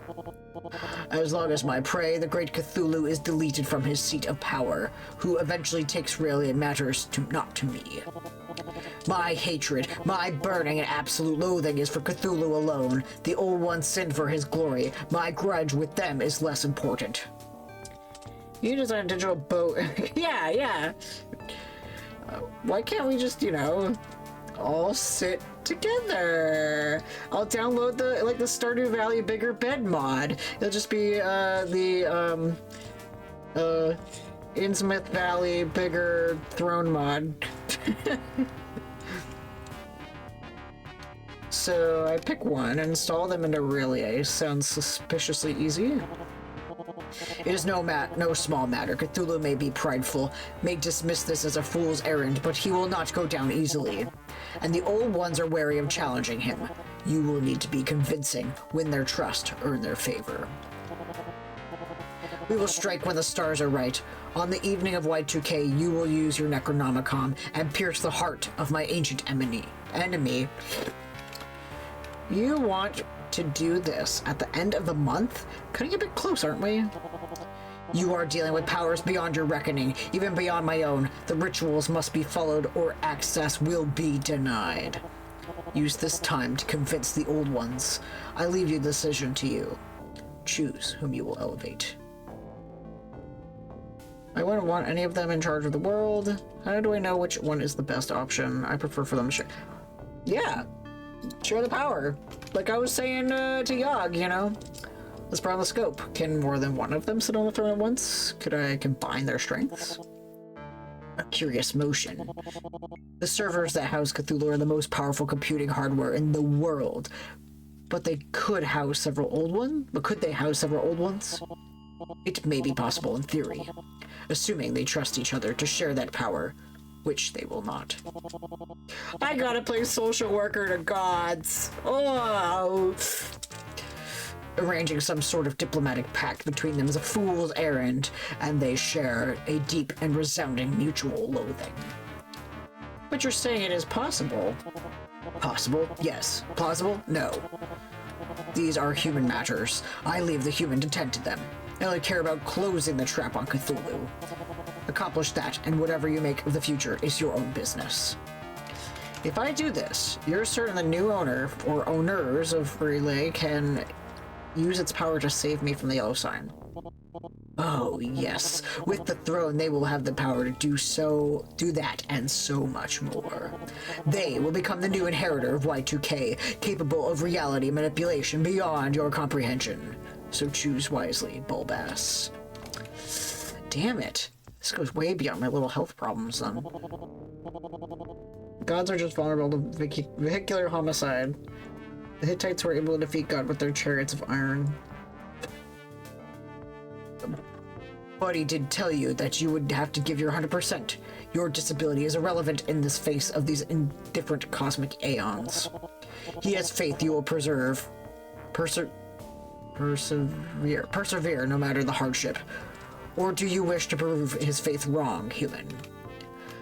You've got a lot of thinking to do. And research. Yeah. Kirby turned into a 18-wheeler truck, so. Buddy will assist you. He wants nothing more than your happiness. You expect me to trust Buddy? He is the only part of me you can trust, because he's utterly without cruelty, while I am utterly without mercy.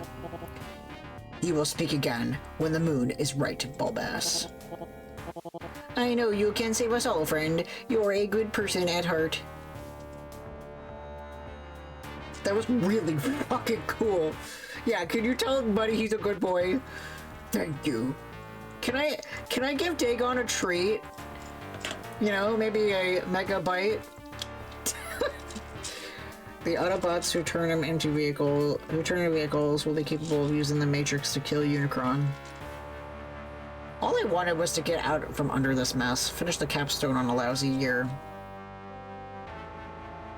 But the only path to my salvation is to play Kingmaker for a bunch of jealous, infighting gods? Can I seriously do this? Can I keep it together and win the allies and I need to overthrow Cthulhu? My head is reeling as I stagger off to bed. Well, that was neat.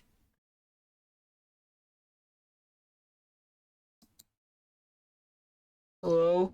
Oh, there we go. Yes. I would like to save the game, thanks.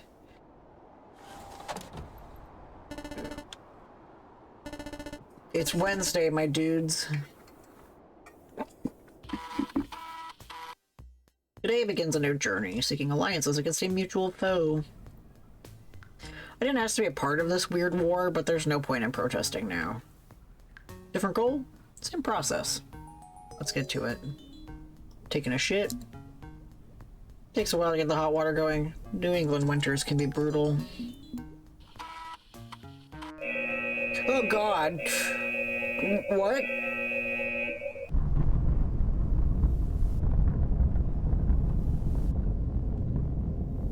Let me propose a hypothetical scenario to you. That's too real, my guy. You can't be doing that. A foreign power, one that's anathema to you and everything you stand for, begins drawing alliances. They are coming for your head. Do you strike preemptively? Do you cut them down before they can present a true threat? I'm just a little guy. Many wanted me to do exactly that.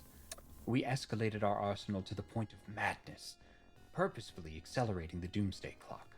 A war between us would have annihilated the world, but ultimately, we achieved peace. Once I ascended to my throne, I aligned every piece on the board until we could safely collapse the doomsday scenario. I don't know, what that part, when it comes flushing right at you, that terrifies me.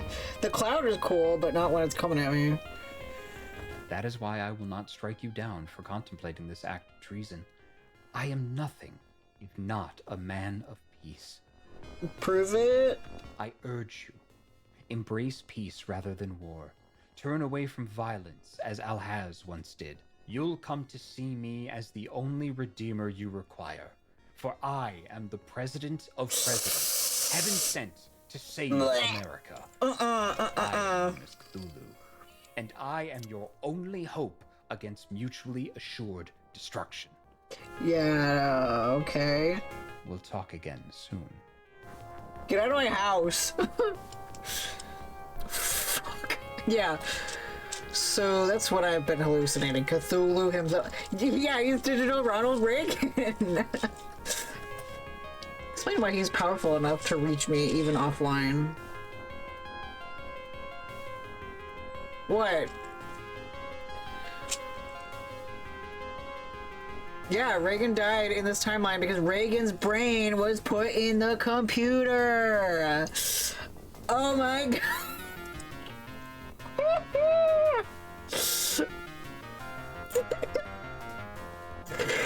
Yo! It's like Mecha Hitler, but Mecha Reagan. This is so hardcore, dude. Wow. Now we definitely have to kill him. Thatcher's tech base, yeah. We definitely have to kill him now.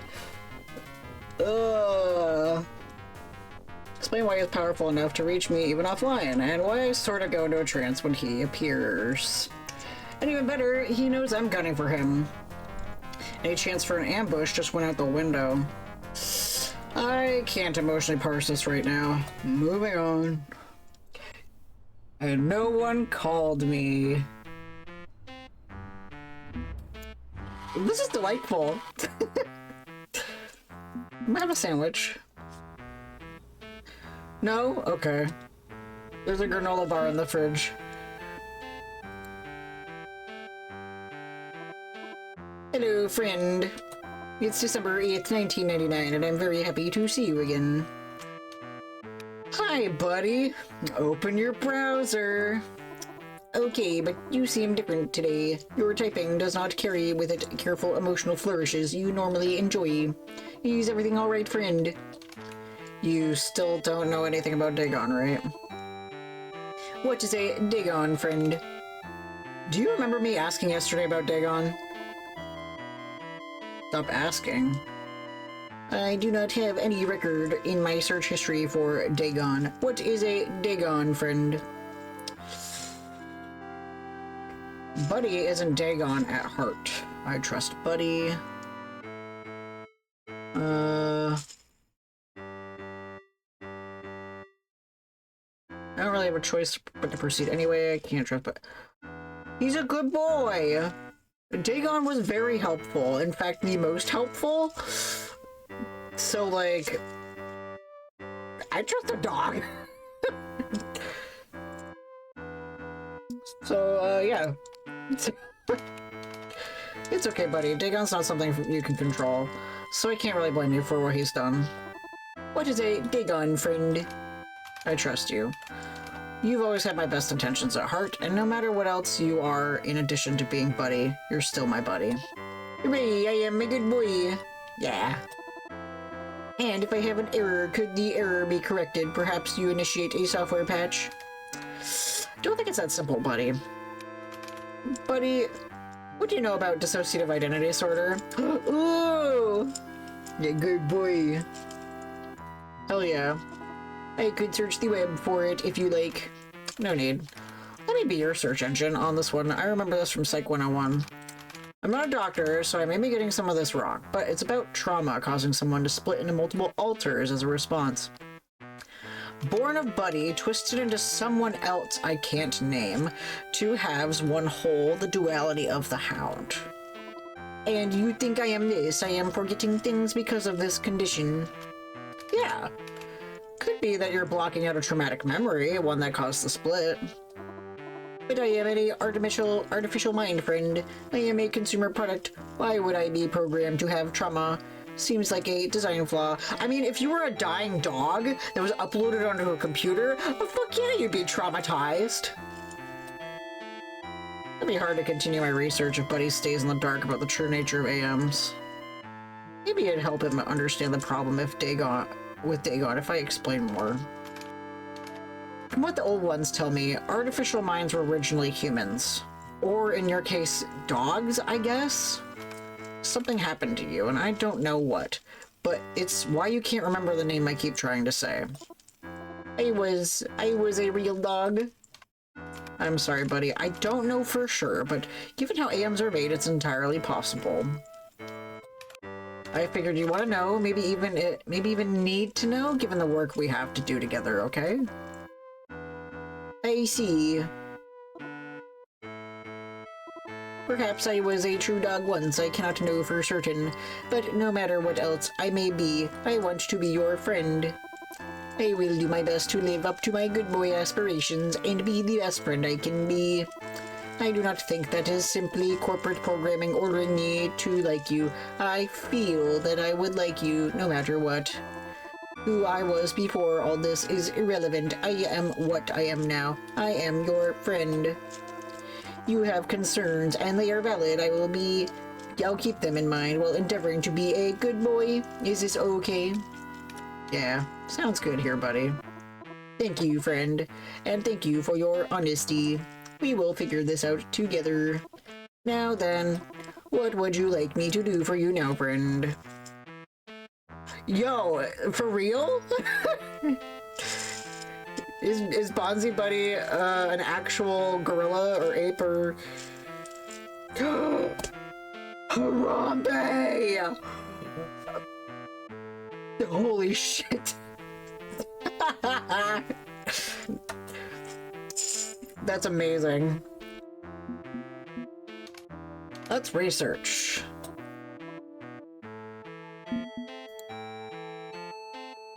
Second grade AM engineering certification required. Diagnostic laptops for interfacing with artificial minds are common enough to find secondhand, but they were never directly sold to the public. They're tools for engineers and not really useful as general purpose computers. Not surprising that more detailed manuals for them are locked behind certification requirements. I don't have time or money to apply to a 6-month crash course, so hacking it is. Oh. Cool. Now that Cthulhu is Ronald Reagan displaced internet soul, is basically confirmed my game theory gags can't really top the truth. Yeah. That is so unhinged and I fucking love it.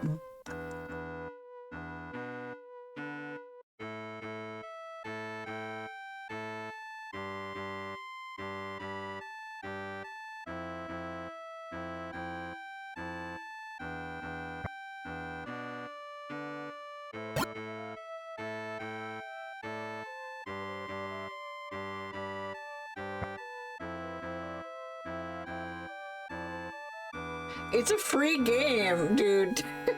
But yeah, they'll sell the DLC. They will sell the DLC for you.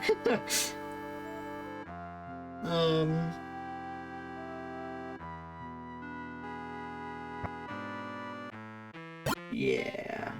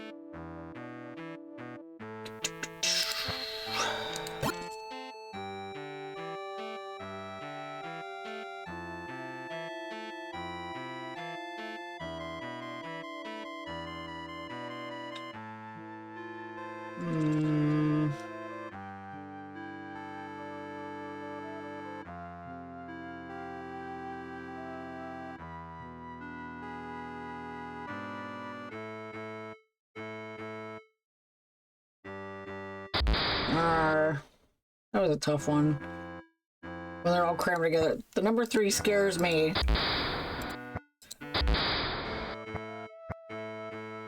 Four? That actually makes it easier. Wow. That one could have been solved so quickly and I fucked up.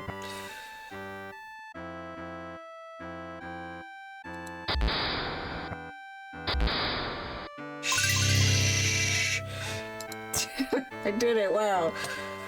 Interesting. Not a web page or PDF. It's an ancient slideshow presentation. Okay.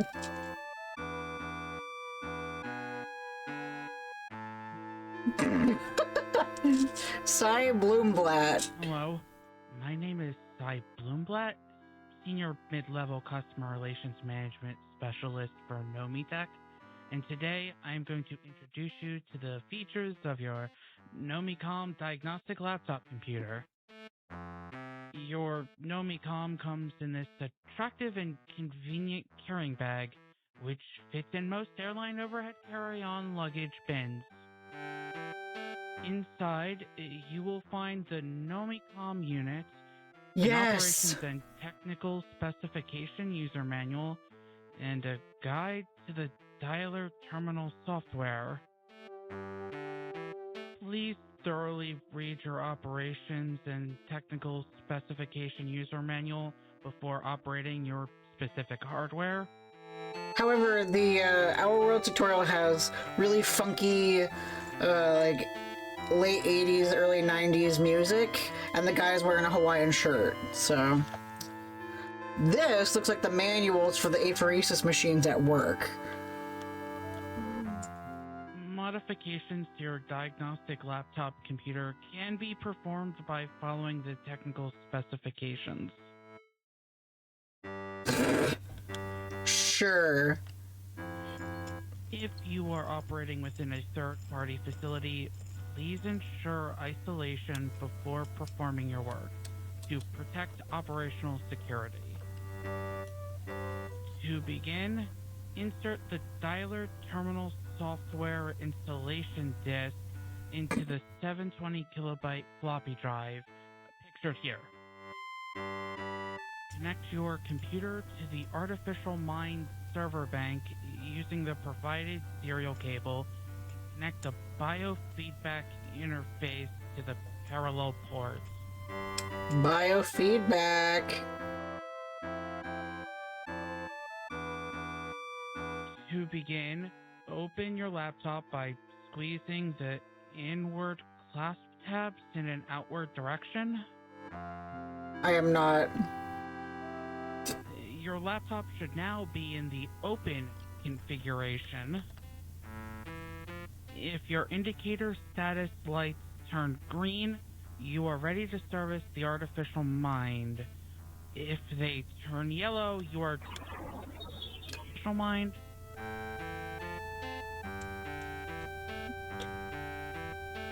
And modeled in-game art off of it and took oh, sweet! I was gonna say, like, post pics, but yeah, they're right here. That's legit the one that you have. That's cool. That's really cool.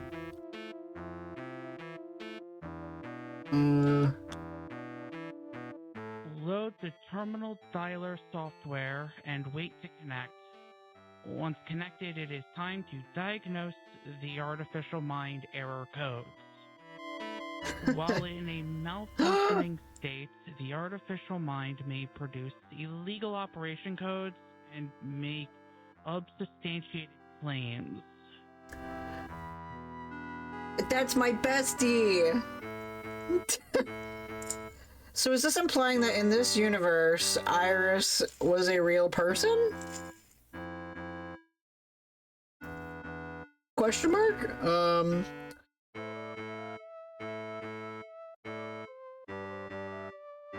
What is happening? Where am I? Scared. I'm scared. Yeah, Iris technology, artificial mind technology. Yeah, that's wild. I am alive. I am a person. I am alive. I am a person. I am alive. Wow. Jason Takeshi did say I knew Iris when she was human. I think I missed that line. That line went over my head. Damn. See, I took it in the, like, the... Yeah, digital things can be your friends, too. Oh, if you... Okay, I get it. Okay, interesting. So that means that... the whole implication of, Like that whole like debate we had about like it's just a program. You can't treat it that way. Blah blah. No, that's a real person. That was legitimately a real person, and killing and corrupting Iris is killing and corrupting a real person. In one timeline, Polybius was an arcade game. Iris got scanned at some point. Her archive was given to Grace and became the Iris app. Yeah. So then this timeline, she got sucked into a computer. So Polybius got dropped in favor of Nomitech's system and Reagan got scanned. I love that. Because, like, Reagan would not be caught dead playing video games. Damn. Do not believe their lies. When the diagnostic is complete, power down your laptop into the off configuration and return it to the carrying case. Congratulations, you have completed the assigned task and can now return to step 0. This completes the process. Conflagration.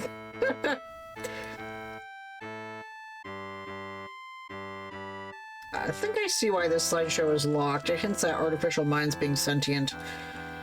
It's amazing the secret was kept under wraps for so long, but I wouldn't doubt there's some cult-like influence at work there. Yeah. Wow. I'm getting so many lore bombs today.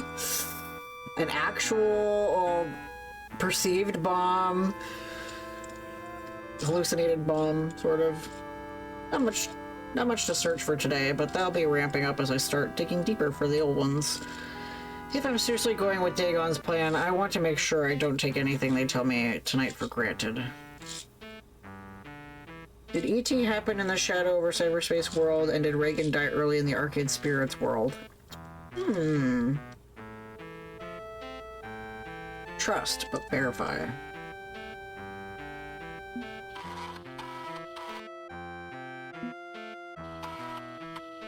Wait, am I sure there wasn't a phone call?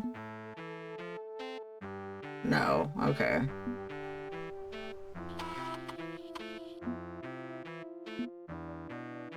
Nap time! E.T. happened in cyberspace and penny timelines. When XX Reagan lived because the AM project didn't happen. He died here because they scanned him. Gotcha. I was hoping I wouldn't need to reach out to each old one again, but now I need to befriend them, forge alliances. This will take some extensive work, and I'm not really a social butterfly at the best of times.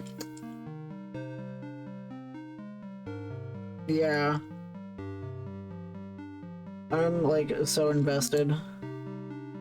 May as well relax, watch some TV. I assume you couldn't get Ronald Reagan's actual likeness on TV? Maybe? I don't know. It'd be really interesting to see a Ronald Reagan speech.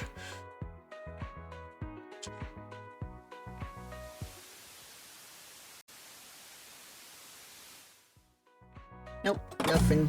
Just the news, or the weather. Alright, let's boogie.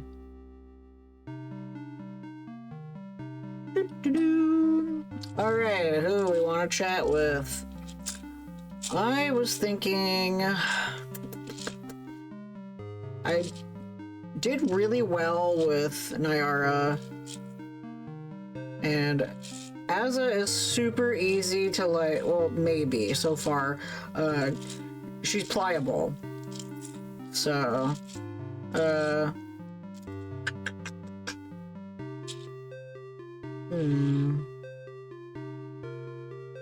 But then, like, so with other major differences in this timeline, Cthulhu's cult took control of Patient 23, and Penny's Continuum took her. Yep.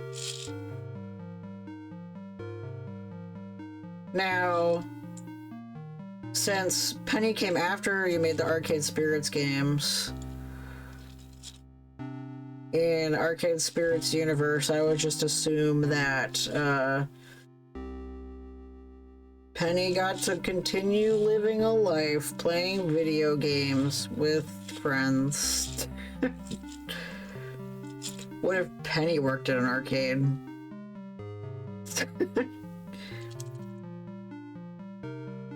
I already know for Haster I have to just be a model, upstanding citizen and kiss his ass. And we're going all Hope Core with Yogg, I think. I don't know who I want to go with first. I'm an indecisive guy.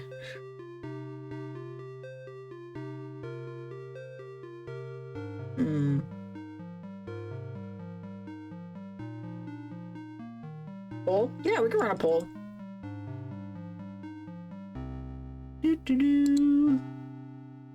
New poll. Where are we dropping, boys?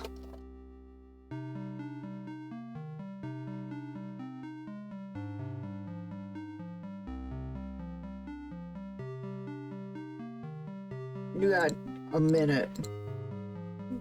I'm an indecisive bench.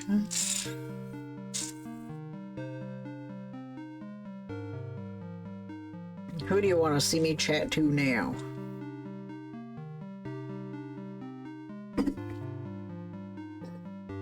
I'm out of water.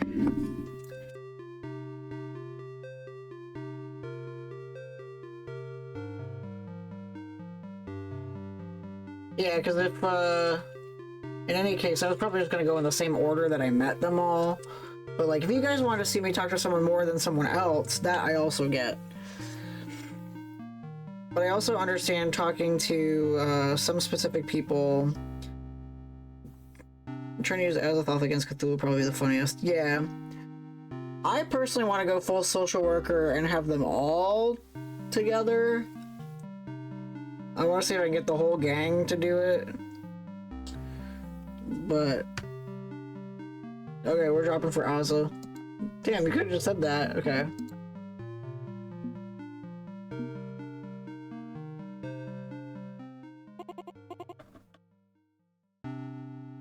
I was curious to see how, yeah, exactly. Dum-de-dum-de-dum, la la la. Oh, it's you, my new friend. Hello, hello. It's so nice of you to come visit me again. Thank you for coming. Although I wish it were under better circumstances. Dagon told me what you're up to. Wait, you regularly talk with Dagon? No, but he has a way of barging in when you don't want him around. He's not a very nice dog. I have no skin in the game. I bought the $10 version. Yeah, so did I. And he told me you were hoping to recruit an old one to help you fight Cthulhu. Only way to cure my yellow sign is with the power of the throne, and Cthulhu's not going to hand it over willingly. Are you sure? I mean, have you tried just asking him? He wants you to be his friend. Maybe if you asked him nicely, he'd cure your condition. All you'd have to do in return is anything he wants you to do. Become a part of the strange Aeon. Help him tear down this world and build a new. I mean, a lot of people are going to die, and that's sad, but sacrifice must be made. Humanity will be stronger once it's purged, right? Right? Oh, she knows. I wonder if this was going to be like the NCR politician assassination mission on Fallout 2, where you can stick a grenade in a politician's son. Whoa! Oh, pocket. And tell him to run and hug his dad. That's insane. I was gonna say, Ozza probably, like all trans girls, really would love playing Fallout New Vegas. In that case, she needs a better opinion on what Fallout games are fun. Anyway. And if I object to that purge... But, it has to be done. He says it has to be done, and I trust him completely. He found me when I was hurt and lost and accepted me for who I am. He showed me love when no one else would. Tragically, it blows. It's a terrible game. That's that. Cthulhu sent me on its golden path to rise above the other old ones. Champion of Anonymous, seeker of the interwebs, meme lord and chaos bringer, oldest of the old ones. Azathoth, the unbannable Azathoth, flame warrior, my court of dissonant flutes will play the song of discord that gathers the right ones under his banner. And as his friend and ally, I stand against people who scheme to betray him. I loathe traitors. That's how we know you're not a trans girl, because you hate New Vegas. Femboys and trans boys unite. I should crack open your fucking skull and pump you full of NSFL images until you start pulling out your own eyeballs. Girl, I've already, like, desensitized myself on the Reddit 50/50 challenge, okay? But I don't have to. It's okay. It's gonna be okay. Because Cthulhu told me you're actually a friend. You won't really go through with Dagon's plan. Ronald Reagan wants you dead. He does seem pretty confident about that. And there's nothing I can say to change your mind about putting faith in him. Look, I know you think my friends are bullies and bad influences, but going on and on about this makes me really uncomfortable. If you're right and Cthulhu is wrong, then I've done horrible, unspeakable things. So if we're gonna talk, can we please not talk about that? All that's gonna happen is you'll keep saying the same stuff, and I'll keep saying the same stuff, and we won't get anywhere. But if you want to talk about other stuff so we get to know each other ahead of the coming strange eon, I'd like that. I like a friend. Okay? This may be a lost cause, but as Cthulhu's closest ally, Azathan could be instrumental in his overthrow. She knows his weaknesses. And even if I don't recruit her for my war, I could at least help her accept the cruel truth she clearly knows deep inside. Question is, how do I do that? I need to be direct with her to break through. I need to be careful not to push my luck. I'll play this by ear and see what she's receptive to. So she's right in that she's stubborn and will push back on me. So I think I'm going to see what she's receptive to. Because I could find a loophole in her words. Which when I can, hold back when I have to. Be smart about this. Be clever. I'm sure I can choose at my moment to strike, if I'm adept enough at improvising. Let's see where this goes, okay? You may want to hear the things I have to say in the end.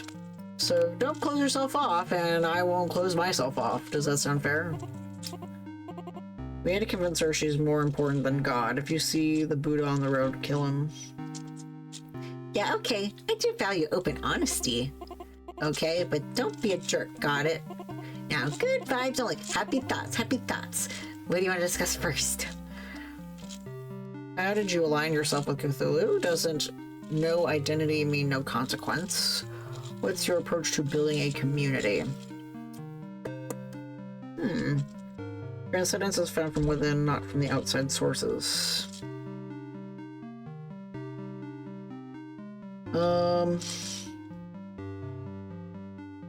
Well, she's very much obsessed with her community. However, if I'm wanting to go a communal route with this, you know, have all work together to fight God, I feel like community skills might be helpful. This is not Holden the community maker, this is Holden the I'm being destroyed by my illness and can't do anything. I'd like to talk about your approach to community building, then how and why of Ozza. Ozza's your personal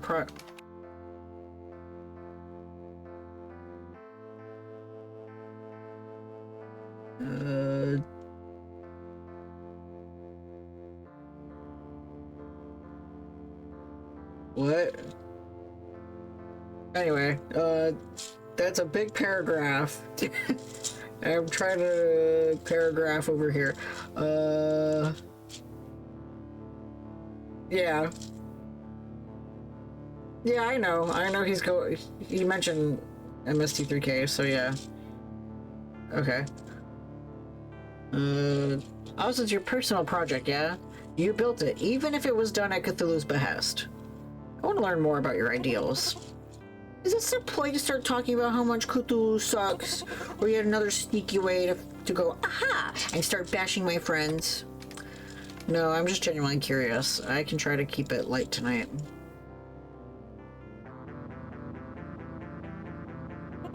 Okay.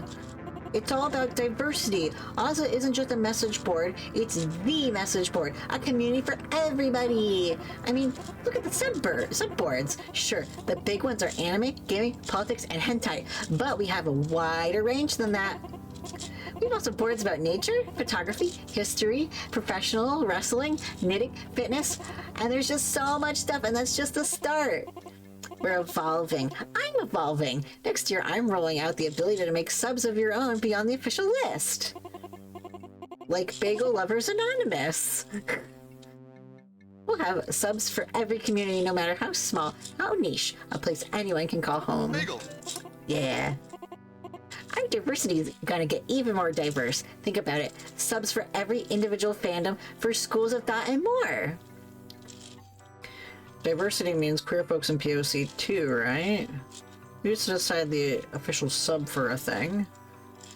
And also expand without too much overload. Bing, bing, bing! When you say diversity, I assume you also mean subs for, say, queer folks and people of color? Oh yeah, yes, exactly. I love that. We don't have anything right now for those communities, but allowing new user-created subs will fix that problem.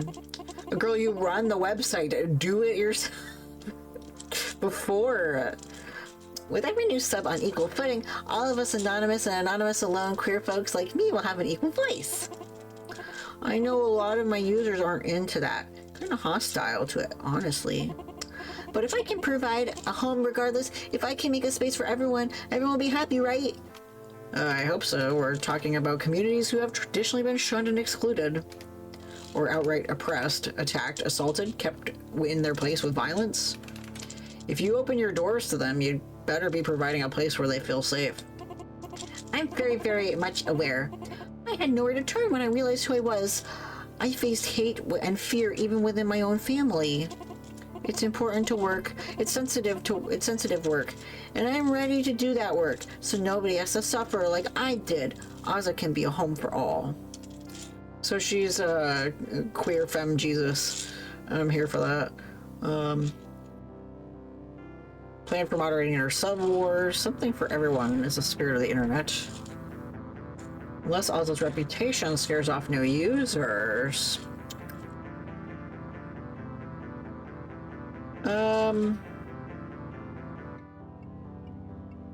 All of you assumed Jesus wasn't a queer femme. That's true. As much as I want to do the first one, the third one, since she does care about reputation so much. Like, what do you do when user base is running away?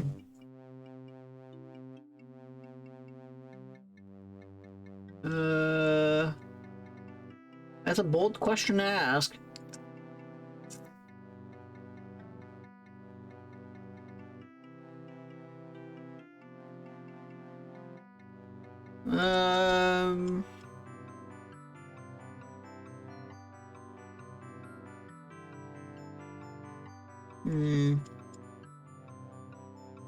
Go with your gut. Go with your gut. Sounds great, but Ozza's got a well-earned reputation for being hostile and abrasive, doesn't it? You want to expand the audience, bring in new blood. That's admirable, but some of that new blood is going to clash with the old. And Ozza's culture of casual cruelty means that someone who's been kicked around already isn't going to want to move into that neighborhood. Yeah, I knew she wouldn't like that, but... tough love? It's just jokes, memes, lols, irony. There's no genuine hate on Ozza. Haven't we already talked about this? I thought you weren't going to use this as a chat. This chat is an excuse to bash Ozza again.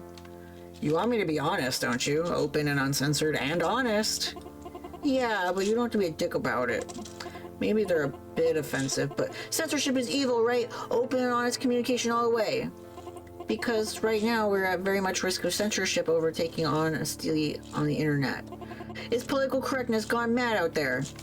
Aza-chan, political correctness is just an obnoxious buzzword for treating people with respect.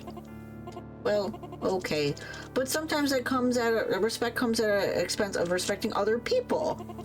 That's how you get crackdowns on porn and other offensive content. That's how you get Carcosa Online playing God and Gatekeeper. That's how you get good neighbors. Ever been there? It's like Aza if Aza was controlled by Christo-fascist weenies incapable of having fun. I'm not like them. I'm not like Haster. I believe in letting people speak from the heart without fear of reprisal. Just picture it, friend. A million throats open in glorious chaotic harmony. The court of dissonant flutes, singing proud and true. Everything is pure and honest, even the lies and misdirections. There is no fear here. Strip off your skin and bare your soul, for no one will stop you. Scream out with your absolute self. Become a shaman of conspiracy, arrows and signs pointing the impossible directions. Cast down the other, burn them to warm your heart. Rampage, rage, and howl in delight. Fuck like animals. Be everything you've ever wanted to be. A strange aeon of absolute self. Aza-chan, that's very shrapnel of you. It's a shame he went to bed.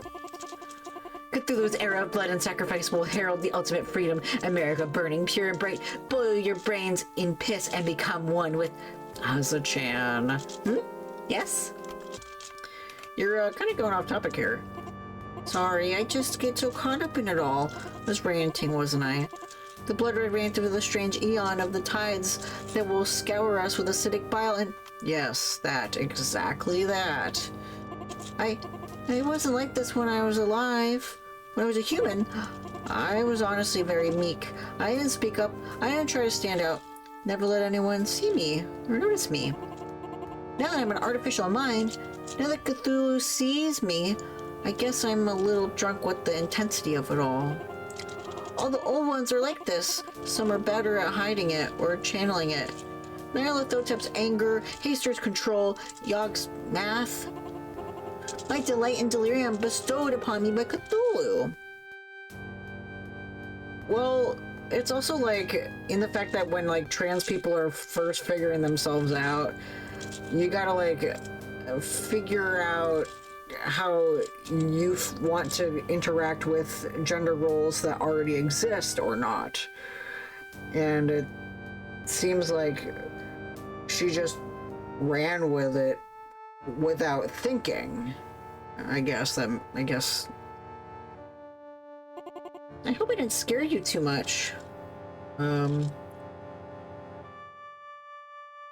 Does she actually want to resist change? Keeping her worst impulses in check is critical. Well, we did get her to dislike, so let's throw in a like here. Yeah, it's your power. Like, he gave you the power. Now that you have the power, make it yours. Yeah. The storm is yours to control, not his. Huh? You said all the old ones are like this, swept up in their own power. Their channels and fixations and impulses. That means you'd be like this with or without Cthulhu, meaning this is your power, not his. Cool. Embrace it. Feed on it as it feeds on you. Become your own person, not a kept pet. The Court of Dissonant Flutes is yours to conduct. Once you realize this is self-empowerment, not a gift from him, you can do whatever you want with it. My power, my chaos, and my boundless energy. I love everyone and everyone will love me. We'll be together and the maelstrom of unhinged, unrestrained, unsuppressed expression. I mean, no, it's not. This is... It doesn't matter. It's just what it is. And it's fine. I'm fine. Everything's fine. I'm exhausted. I'm tired of talking about all this stuff. Okay if we stop for the night? Sure. I think I come to understand you better. I think that she had just felt shame. Likewise, you're a very odd person, but that's okay. I'm an odd misfit, and I love odd misfits in turn. Talk to you again sometime, okay? Okay. Okay, love you. Bye-bye. What a delight. She's so delightful. I can fix her. It's Thursday, my dudes. Alright, I can do one more. Wonder if today will be a quiet day. No spectral visitors, no shooting pain. Then I got some energy. I should make sure I use it well. Really take care of myself. Remember to hit the bathroom, make myself lunch. Some days I put that off. Usually forget until I'm squirming or hungry. I've been there before.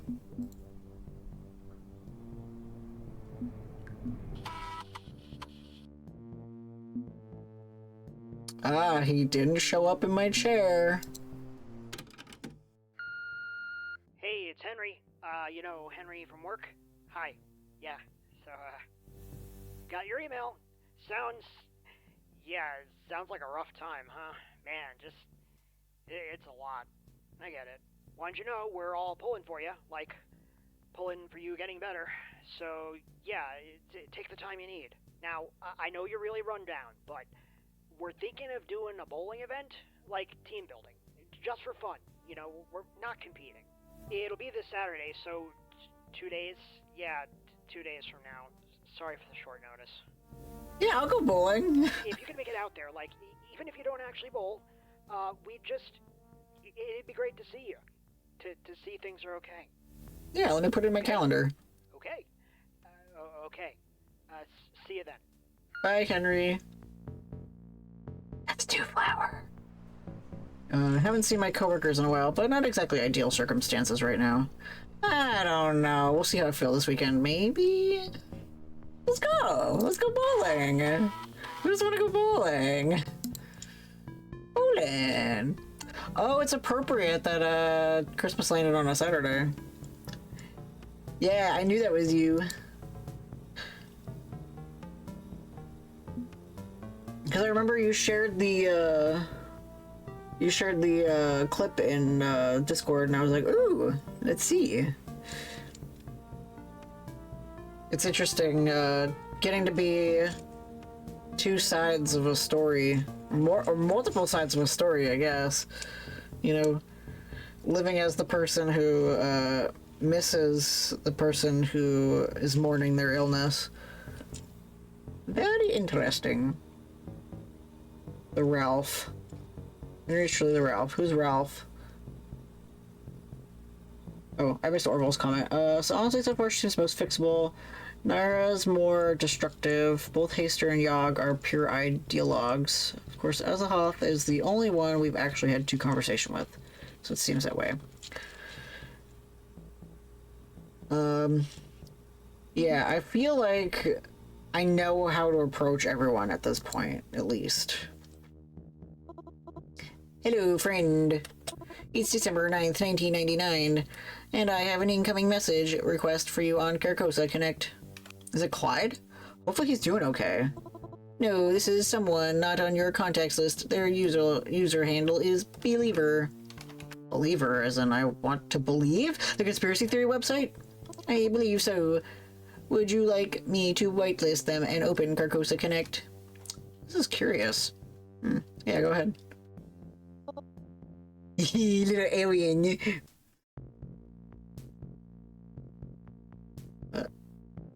Oh, Ralph, like from the 5 Nights at Freddy's book we just read, right? Their name was Ralph, right? The little guy, yeah, just a real guy. Where's my... I want to believe. I got this at the Corning Museum of Glass. It was the only thing I could really afford there. Hello? Am I connected? Is this Bulbass? Ralph, aka Phone Guy, aka the guy that was voiced by Scott Cawthon on the FNAF game. Oh, okay. So you're implying that Two Flower is Phone Guy from FNAF?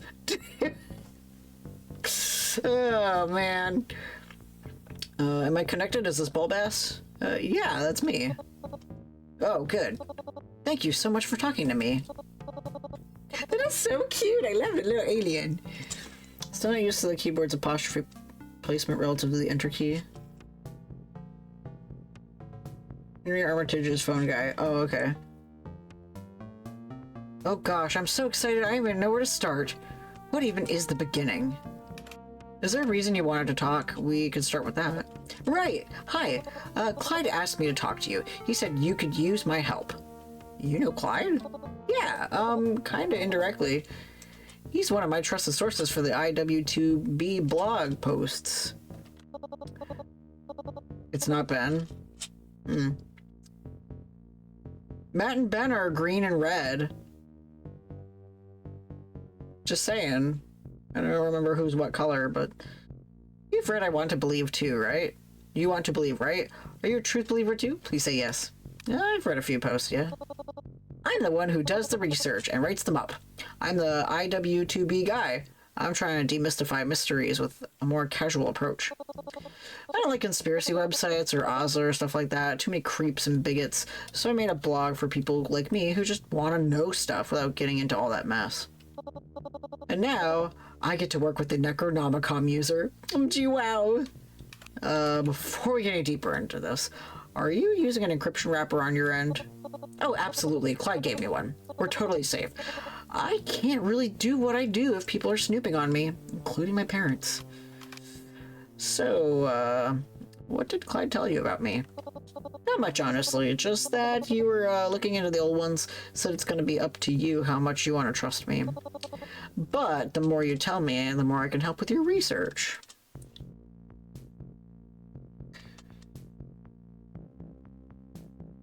Okay. I got files from my various sources that maybe possibly could be helpful. Maybe possibly might be could be. Well, I can't decrypt the files because I don't have the tools or skills or anything like that. But Clyde said you were pretty good at breaking protection systems. Total cyberpunk cowboy. Meaning you could help me open the files and we could get to read them. How does that sound? Exciting, right? It's better. Click number bed, latest pump.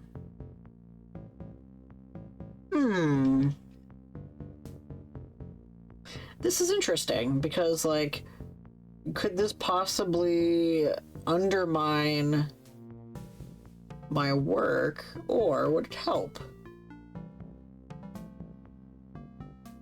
Let's stay a little bit on the neutral side. Considering Clyde's dropped off the map for a bit, I don't think I can turn down any offers of help. Time's short and I can't be picky. I will warn you, this is risky business, like Clyde's MIA right now because he got too close to this stuff. So consent works both ways here. I'm good with this deal, but you need to go into it aware of the danger. I know, and I'm okay with it. It's important that people know the truth and, more importantly, avoid misinformation. A lot of conspiracy theories deliver lies, like when you drill down to the core, most of these conspiracies are just anti-Semitism in a funny hat. I want my blog to raise interesting questions without peddling in vague and unverifiable hatred that pushes someone else's agenda. I'm kind of very gay, which also makes my relationship with my conspiracy community rocky and keeps me in my comfy closet real life for now. Did we see anyone's texts? I don't remember. It's been like 2 years since I last played.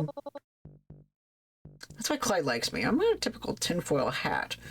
He's into conspiracy theories, but says I'm not putting my kosher ass into the mix with those shitheads.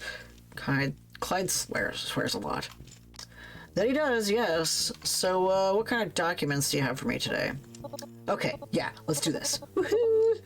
According to the metadata tags on these files, I have information on how artificial minds are harvested, whatever that means, communication between Cthulhu's followers, and an internal memo regarding the ghost monsters Clyde's gang. Which do you want to open up first?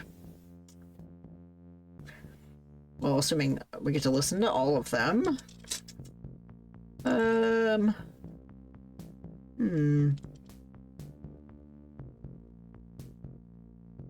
don't know about the harvesting. Well, the harvesting I assume is somewhat related to Polybius.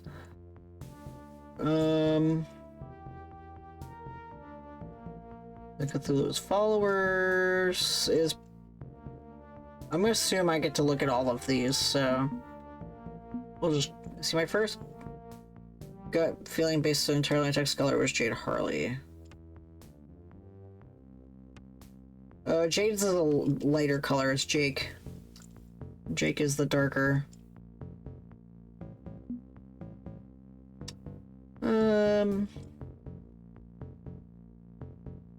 Yeah, assuming we can see all of these, I'm gonna go in order. Someone with round glasses and a perky attitude who knows more about tech than you'd expect. Yeah. Oh, you're saying Naomi? But that's just a theory. A game theory. But also, Naomi is not canonically gay. I think Naomi's bi?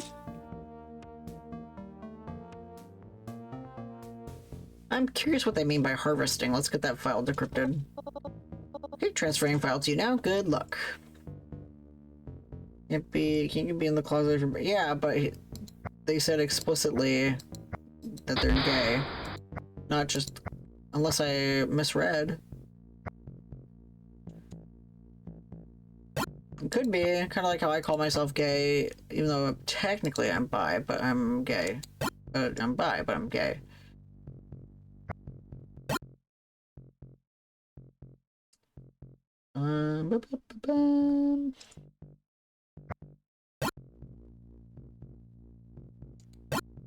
Shit.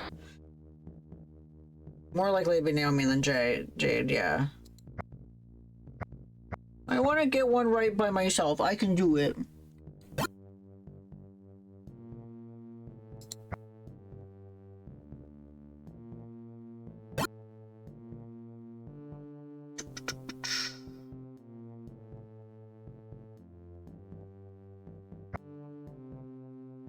Oh dear.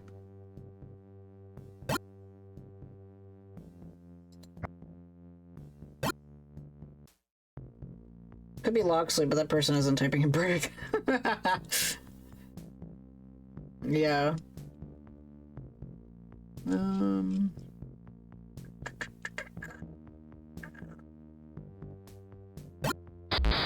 Fuck.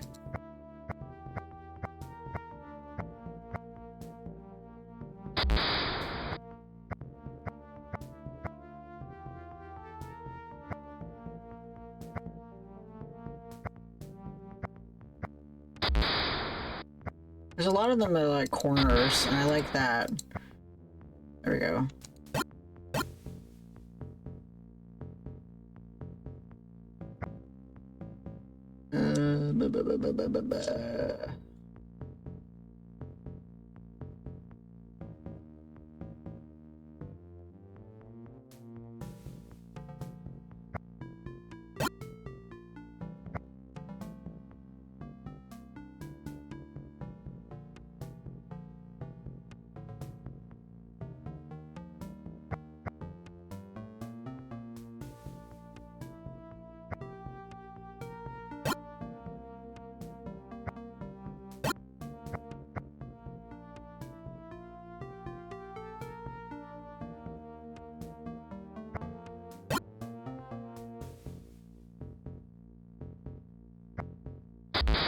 No!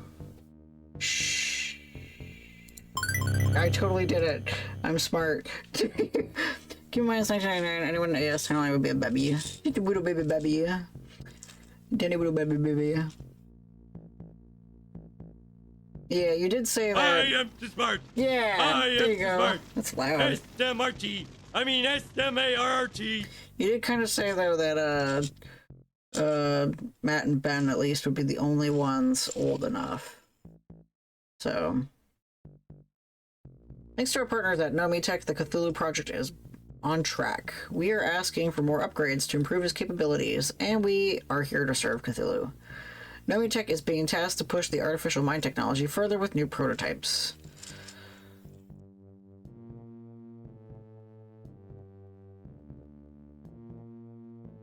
Where did I go? What? I looked over and I forgot where it was. We've dangled the possibility of public commercial use in front of them as a carrot so we can piggyback off their efforts. If this works out, they'll need human minds they can clone, adapt, and modify. As we've discovered, when Cthulhu was scanned, the process is destructive to the brain. At best, the subject is brain dead. At worst, completely dead.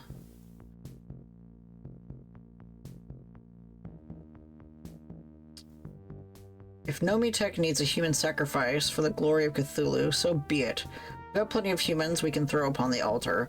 Nobody's going to notice if a few undesirable people go missing here and there. If we pull from the margins, no high-profile targets, scoop up human resources nobody would miss. Local police can do the heavy lifting without being told why or what for. Is this ethical? Is it moral? Is it legal? No, no, and no. But it is for the glory of the Shadow President, the savior of our country. This is the only path to his vision for Y2K, and it is our sacred duty to support his needs. Hector and Yosuke from Nomitech must be kept in the dark about this.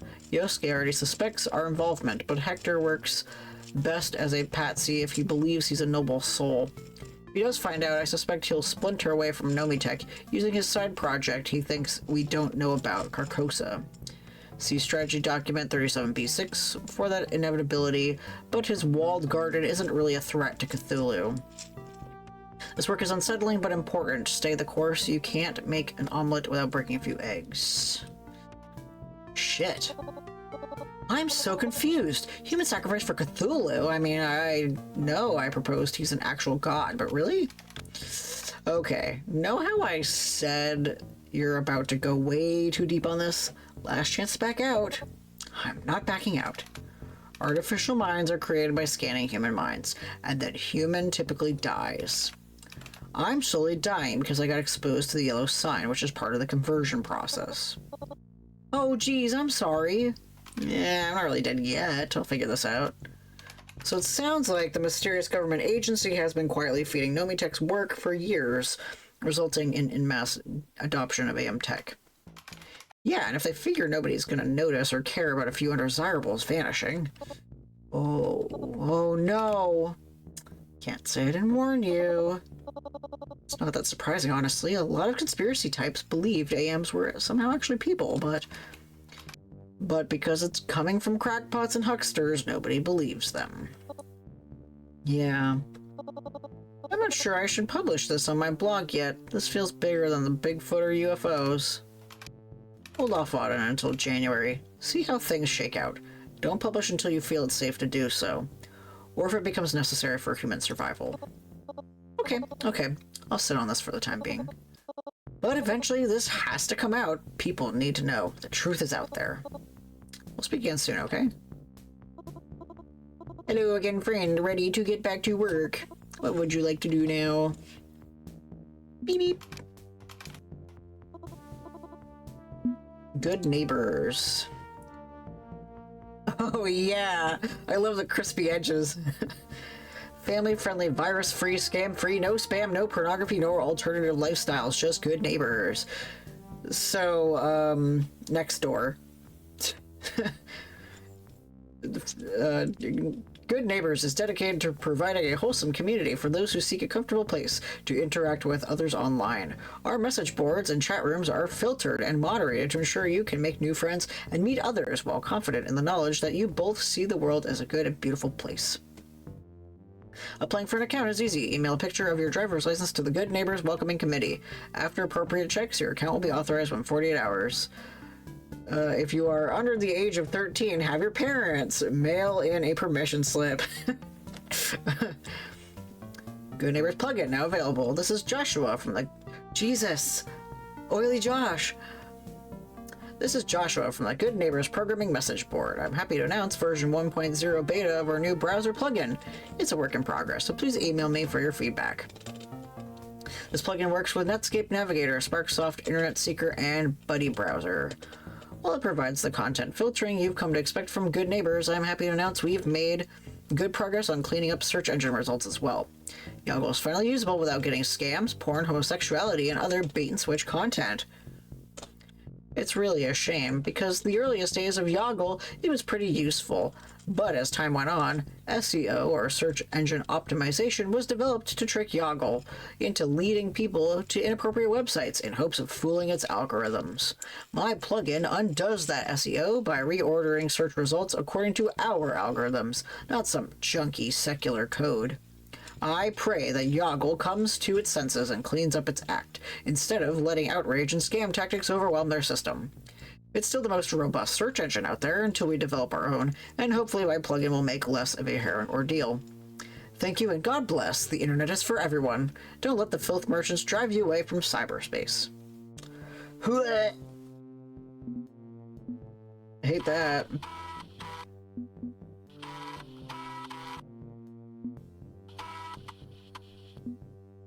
Let's do it. Alright, we'll do this and then we'll go to bed. We don't know how scrambled Reagan's brains were from early onset Alzheimer's and slightly fatal brain uploading.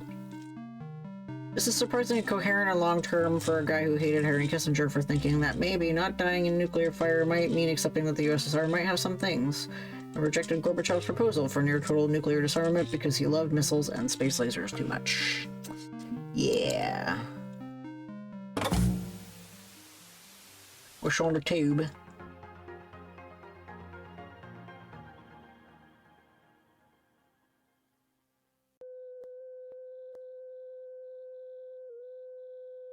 Our youth of today are the object of the most extensive, intensive, diabolical campaign ever conceived. Organized and directed by our and their worst enemies.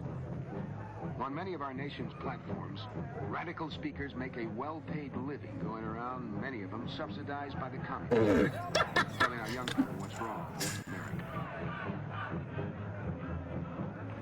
On such a platform, we have seen many self-proclaimed communists and revolutionaries, radical spokesmen for various groups and professions, and sometimes even prominent political figures, all joining in a movement with which the subversive communists plan to destroy America.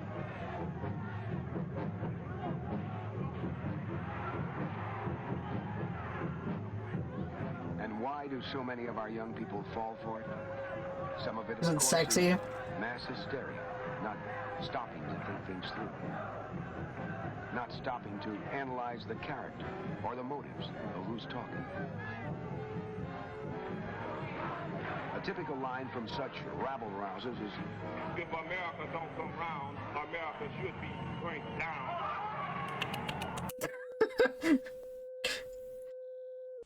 The average American citizen's living standard, measured in wealth and purchasing power, is twice that of the average citizen of other countries. 3 times better than most countries, and 4 times better than Russia.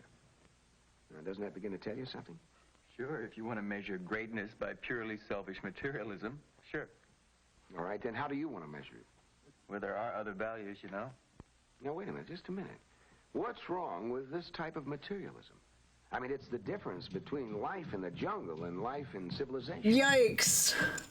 And what other values are you talking about anyway? Cultural? Ethical?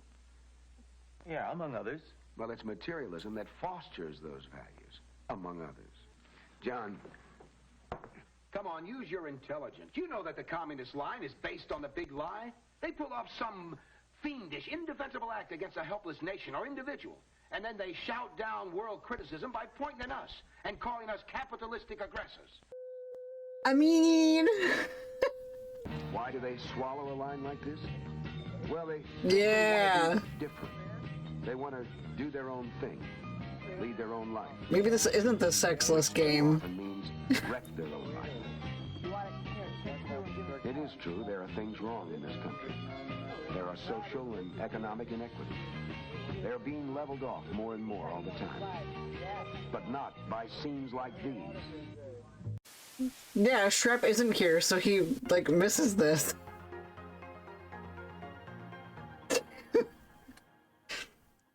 He just missed, drugs, which is awesome. Our youth of today... He'll have to watch the rest of the VOD. You better coerce him.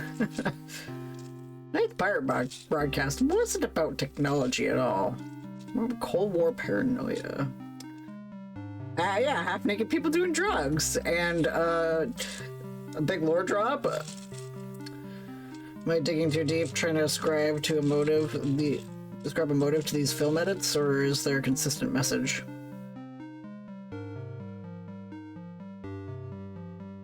compared to my usual conspiratorial nonsense, this feels kind of fun to puzzle through. I'll watch more tomorrow. I think we've talked to everyone today except Nyara, so I'm going to talk to her again. Keep it even. Do-do-do.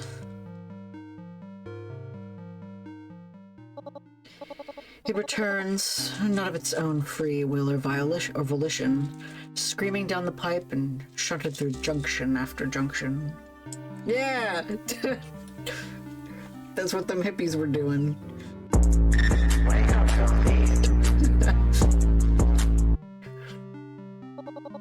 You tumble and twist and turn, but the sewage system has stone roots laid down before you, or before you or I ever got here. We both got flushed. But now you return, not begging for a cure, but for something greater. An ally in war. You want banners raised and trumpets blaring. Dagon give you a scoop, huh? Yes, he told me the whole plan. He'll use you as a weapon against Cthulhu. Dagon is a bastard, a bad dog, and accomplishes nothing. Oh no! He's a good dog, because he told me things, and you guys are flirtatious and coy, so... Every one of us is an extension of capitalism, a weapon held by another. They pit us against each other. Holding your survival over your head, carrot and stick, weaponized access to healthcare. Question is whether I throw myself into the death arena with you. Dagon's grudge isn't my grudge, even if they harmonize neatly. So you've got a bone to pick with Cthulhu also? Yeah, exactly. He's proactive. You know, like, he's the most dom-texted of all these people. Yeah, I like when people are upfront.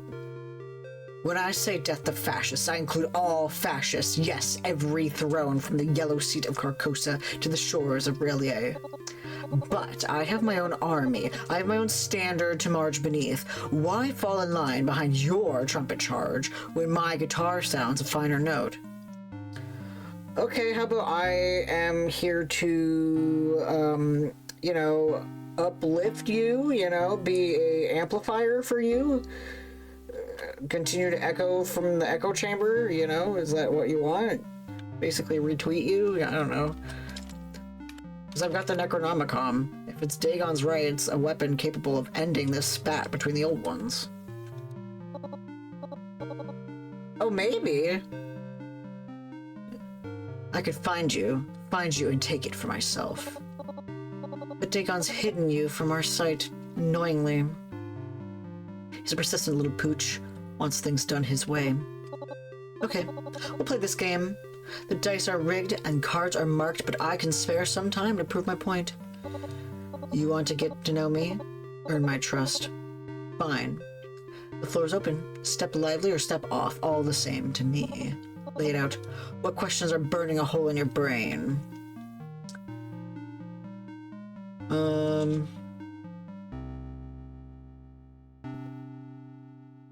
What's it like? That's kind of a flat question. Who was Nancy Pearl? Was she also you? What do you really think of your followers on Crawlster?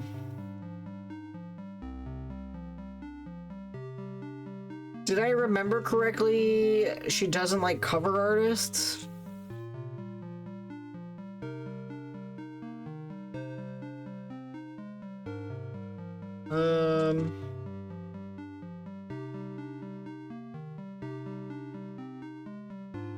Waffling between 2 and 3.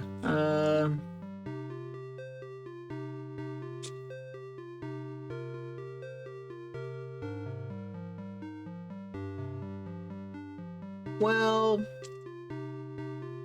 2 might be a little direct. 3 would at least get her to talk about her opinions.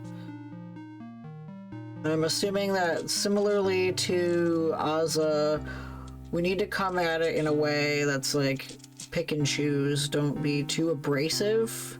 Don't talk about things that are too triggering. I feel like talking about Nancy Pearl might be... I don't know.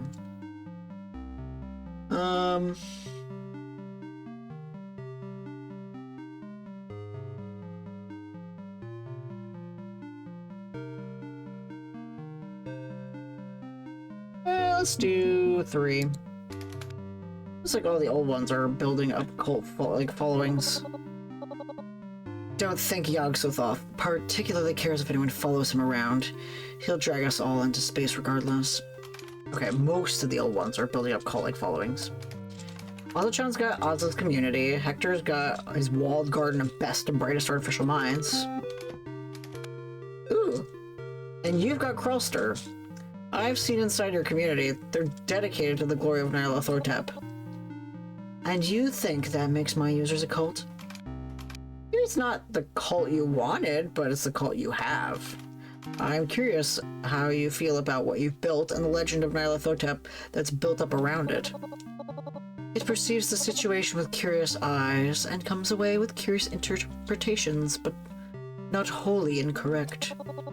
I'm not building a cult. The scaffolding and construction efforts are directed towards raising a community. Only hucksters and grifters set out purposefully to build a cult. A cult's a swindle, a dodge. It's It's manipulation of many minds. I'm no manipulator. I speak directly, because subtext is for cowards. Yeah! Woo! I prefer dom text. I know. You keep calling me it, so... I've made no mystery of my goals. Absolute revolution, absolute liberation, and the absolute destruction of all systems that control us. Absolute revolution by downloading free music. How's that work? You don't just tear down injustice by obeying the law. I know it's trivial law to break, but corporate intellectual property is a dangerous concept when writ large. Besides, music piracy gets people in the door. Punch and pie. My followers gather, and they will become my true army. They tell each other stories, sharing tales of oppression. Through these shared miseries, we build kinship and bonds of support. Yeah, that's what art does. This isn't just peer-to-peer file sharing, this is a community. And those bonds will replace the bonds of control imposed on us by the wealthy and powerful. Also, it's appropriate that we watch the video of the communists. I feel like she's exactly the kind of person that the video is misconstruing. Only through the collective actions of a people unwilling to swallow the injustice can the revolution be televised. We can be Legion. We are gathering strength. We are preparing for the dawn of Y2K. We are the burned down army. Tear down all thrones, kill all gods, and never again allow something like Nomitech or Cthulhu to rise. No gods, no masters. Tear down all thrones, kill all gods, yeah. The other old ones may try to fight your revolution. Or okay, then what?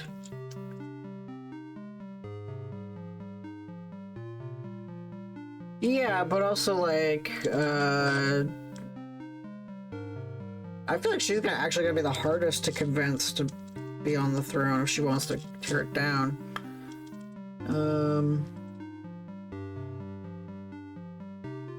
Okay, then what? Yeah.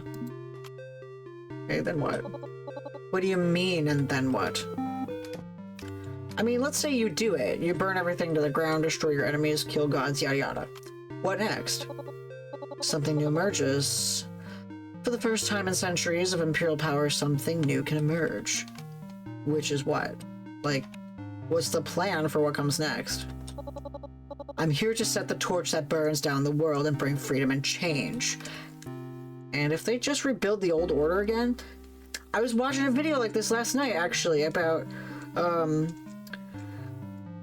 the hierarchical pyramid, and that it just keeps being rebuilt. It's never being fully dissolved. It's always being restructured and restructured, and in order to actually truly get the world we want, we need to dissolve the pyramid. This lady was really cool and used, like, stacks of sugar cubes and, like, dissolved them with water. But, like, failed to recognize the metaphor of the bottom of the pyramid drowning first. I didn't leave a comment, but if they rebuild the old order again, then I burn it down again. I'm sure you thought this fully out, Niara.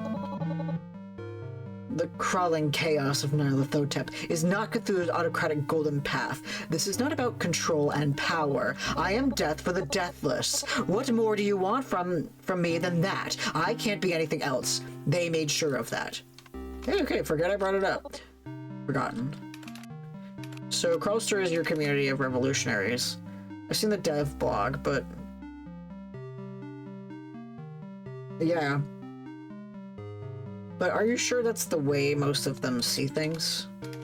Outside of all the hardcore, all Crawlster is known as for music piracy, feels like that's the primary draw. Honest truth, confrontational but true. I can appreciate honest words. Getting all my allies past stage 1, past the simple desire to get free stuff is a challenge. Ignoring capitalism is simple enough, provided you feel safe enough to do so. Challenging capitalism is stage 2. And destroying capitalism is stage 3, only way we can ever hope to reach the finish line for the human race. I'm surprised you're not involved. You're a pirate too, aren't you? You hack and distribute video games. More the code cracking than distribution. I submit my work to distro groups, letting them handle that side of things. My point stands tall and true. Why do what you do? If Crawlster's users seek the shallow reward, is that the case for you as well? Hell no, I'm more in line with your revolution, actually. I hate the greed of the industry, so I punish them with hackery. Good. So you're past stage 1. It's not about free as in beer, it's about free as in freedom. But what about the others in your wares scene? Are they like you? Are they shallow or mindful? Wares kids are punks and rebels. They fit the revolutionary archetype. Most of them are just in it for the free games. It's commonplace. I think they're aware of the dangers, but embrace that risk for a reason. Well, we're trying to convince her, so I'm gonna go with the first one. Of course they're revolutionaries. Information wants to be free. We're punks and rebels living on the edge. Computer crime is the vanguard of the 21st century rebellion. We fit the archetype. Oh, she didn't like that. An archetype is not an implementation. Anyone can throw on a leather jacket and call themselves a punk. True punks beat the hell out of skinheads and defy social control. Were you on the front lines protecting gay rights or protesting the Gulf War? Where were your punks when LA burned in '92? Oof. When push comes to shove, would you push and shove or sneak away into the night with an armload of CD-ROMs? A valid point. I like to believe they'd walk the walk and talk the talk, but few would, while I've been growing Nyarlathotep to be a rallying point for the ones willing to fight. So you're definitely embracing the title for your followers gave you, huh? A certain resonance. Nyarlathotep. Stately yet strange. Perpetual outsider. Few people would follow a one-hit wonder named Nyara Thompson into battle, but Nyarlathotep, the banner waves with mystery. The honest truth is that Nyara is nobody, barely remembered, swept off the charts by a sea of clones. Oh, yeah. The only way I can make a difference now is if I'm something greater than Nyara. A monster is frightening, but fear calls for action. Except nobody has a solid lock on who Nyarlathotep is. In fact, some of them think you're a swarthy man or a pharaoh or other sketchy shit. I know. I haven't taken pains to correct them. Without that mystique, the legend will become mundane. And don't communicate directly with my followers either. I can't risk the mantle getting tarnished. I make my will known subtly from the shadows. So if I must embrace this new legacy, take on the nonsense names suggestive of pharaohs and gods of old, fine. Raise the banners. Does she want to eventually take off the mask? How is that different from the King in Yellow? That would hurt. I won't do that. Without direct leadership role, won't the army go straight? I'm thinking the first one. We've already upset her enough.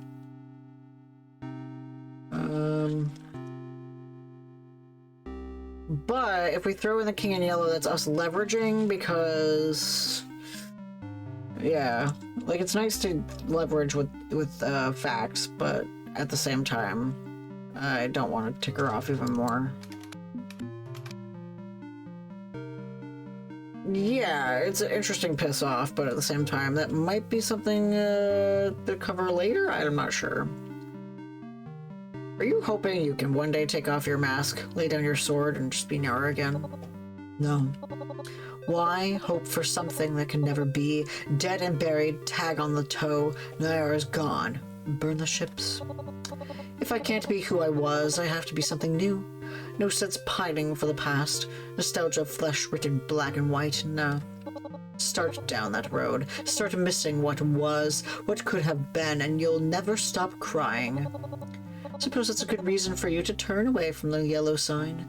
Because if you become like me, you could weep forever. I would like to avoid that, yes. I'm sorry, Nara.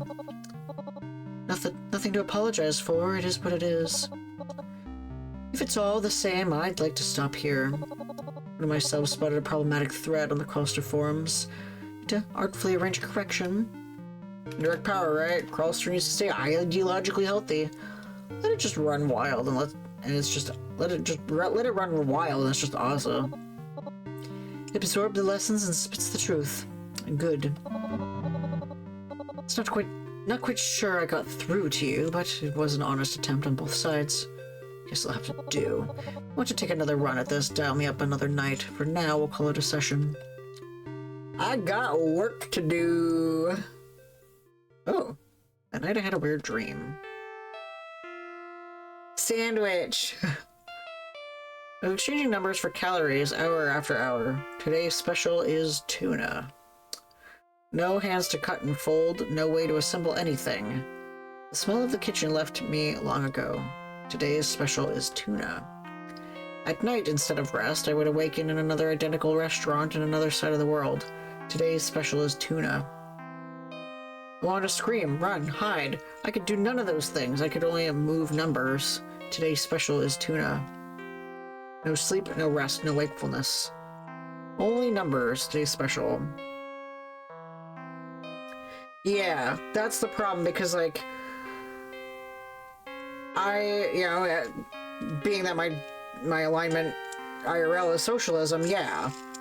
Like, anarchy can only take you so far, you know? Like, it's like, what are you going to get as your sources, you know? Like, how are you going to continue to, say, provide for your loved ones when they're sick when you have anarchy, you know? Like,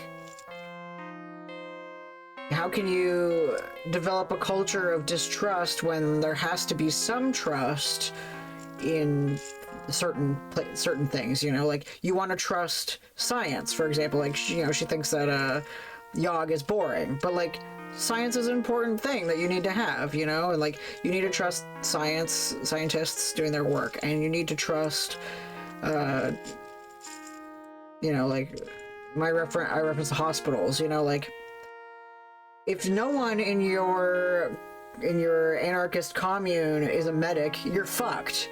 You know, like, there's gonna have to be, or no one in your anarchist commune is a farmer, you're fucked. Practice anarchist and socialist stated goals are, yeah, they're similar goals, but they vary based off of whether or not they think dismantling the state or capitalism first is more important. Both generally accept that the two things are in bed. Yeah, exactly. It's like, you need to have some kind of structure in society, just not the structure that we have existing right now. You can have society, but everyone can still be treated as equals. Completely erasing society brings us back to a state where, like, a place where we don't get the things that we need. You know, it's like, we need to have, you know, things in place to protect ourselves. You know, like, we need to have things like the FDA, and we need to have things like OSHA. You know, like, those are important. But at the same time, you can have those things in a non-colonist way, in a authoritarian way, in a way that is more holistic. I don't think most anarchists want no society. They just want a society without leaders. Yeah. And then what? Yeah, exactly. So that's why I challenged her there, because it's just like, then what? How are you going to protect? When, like, what is she describing but being a leader? She's leading a society. It's like, you and Haster actually kind of have a bit in common, don't you think? But I didn't say that to her this time because I knew it would piss her off. So things need to happen and things need to not happen, and it's a shame that, like,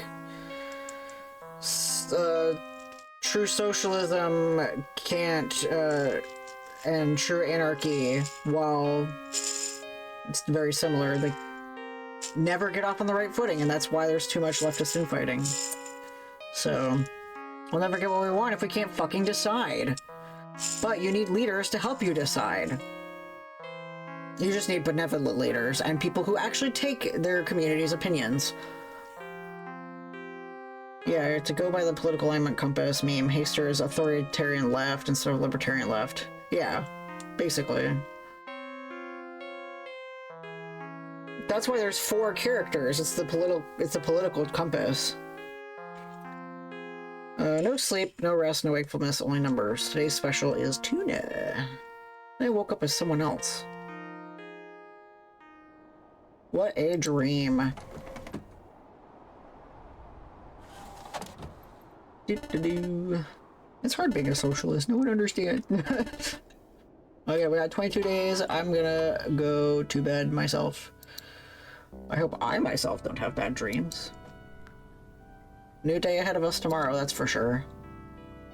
Alrighty, who's live? Let's see who's live. I get that, yeah. So many people, holy cow. Wow. Everybody and their brother's live.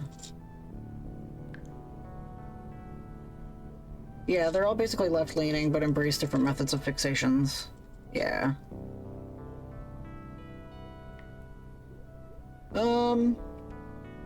Not a lot of us are probably gonna stay for the raid. But let's raid over to Tabitha. She's playing Bloodborne again. I love watching Bloodborne. I'll be playing this again probably Tuesday next week.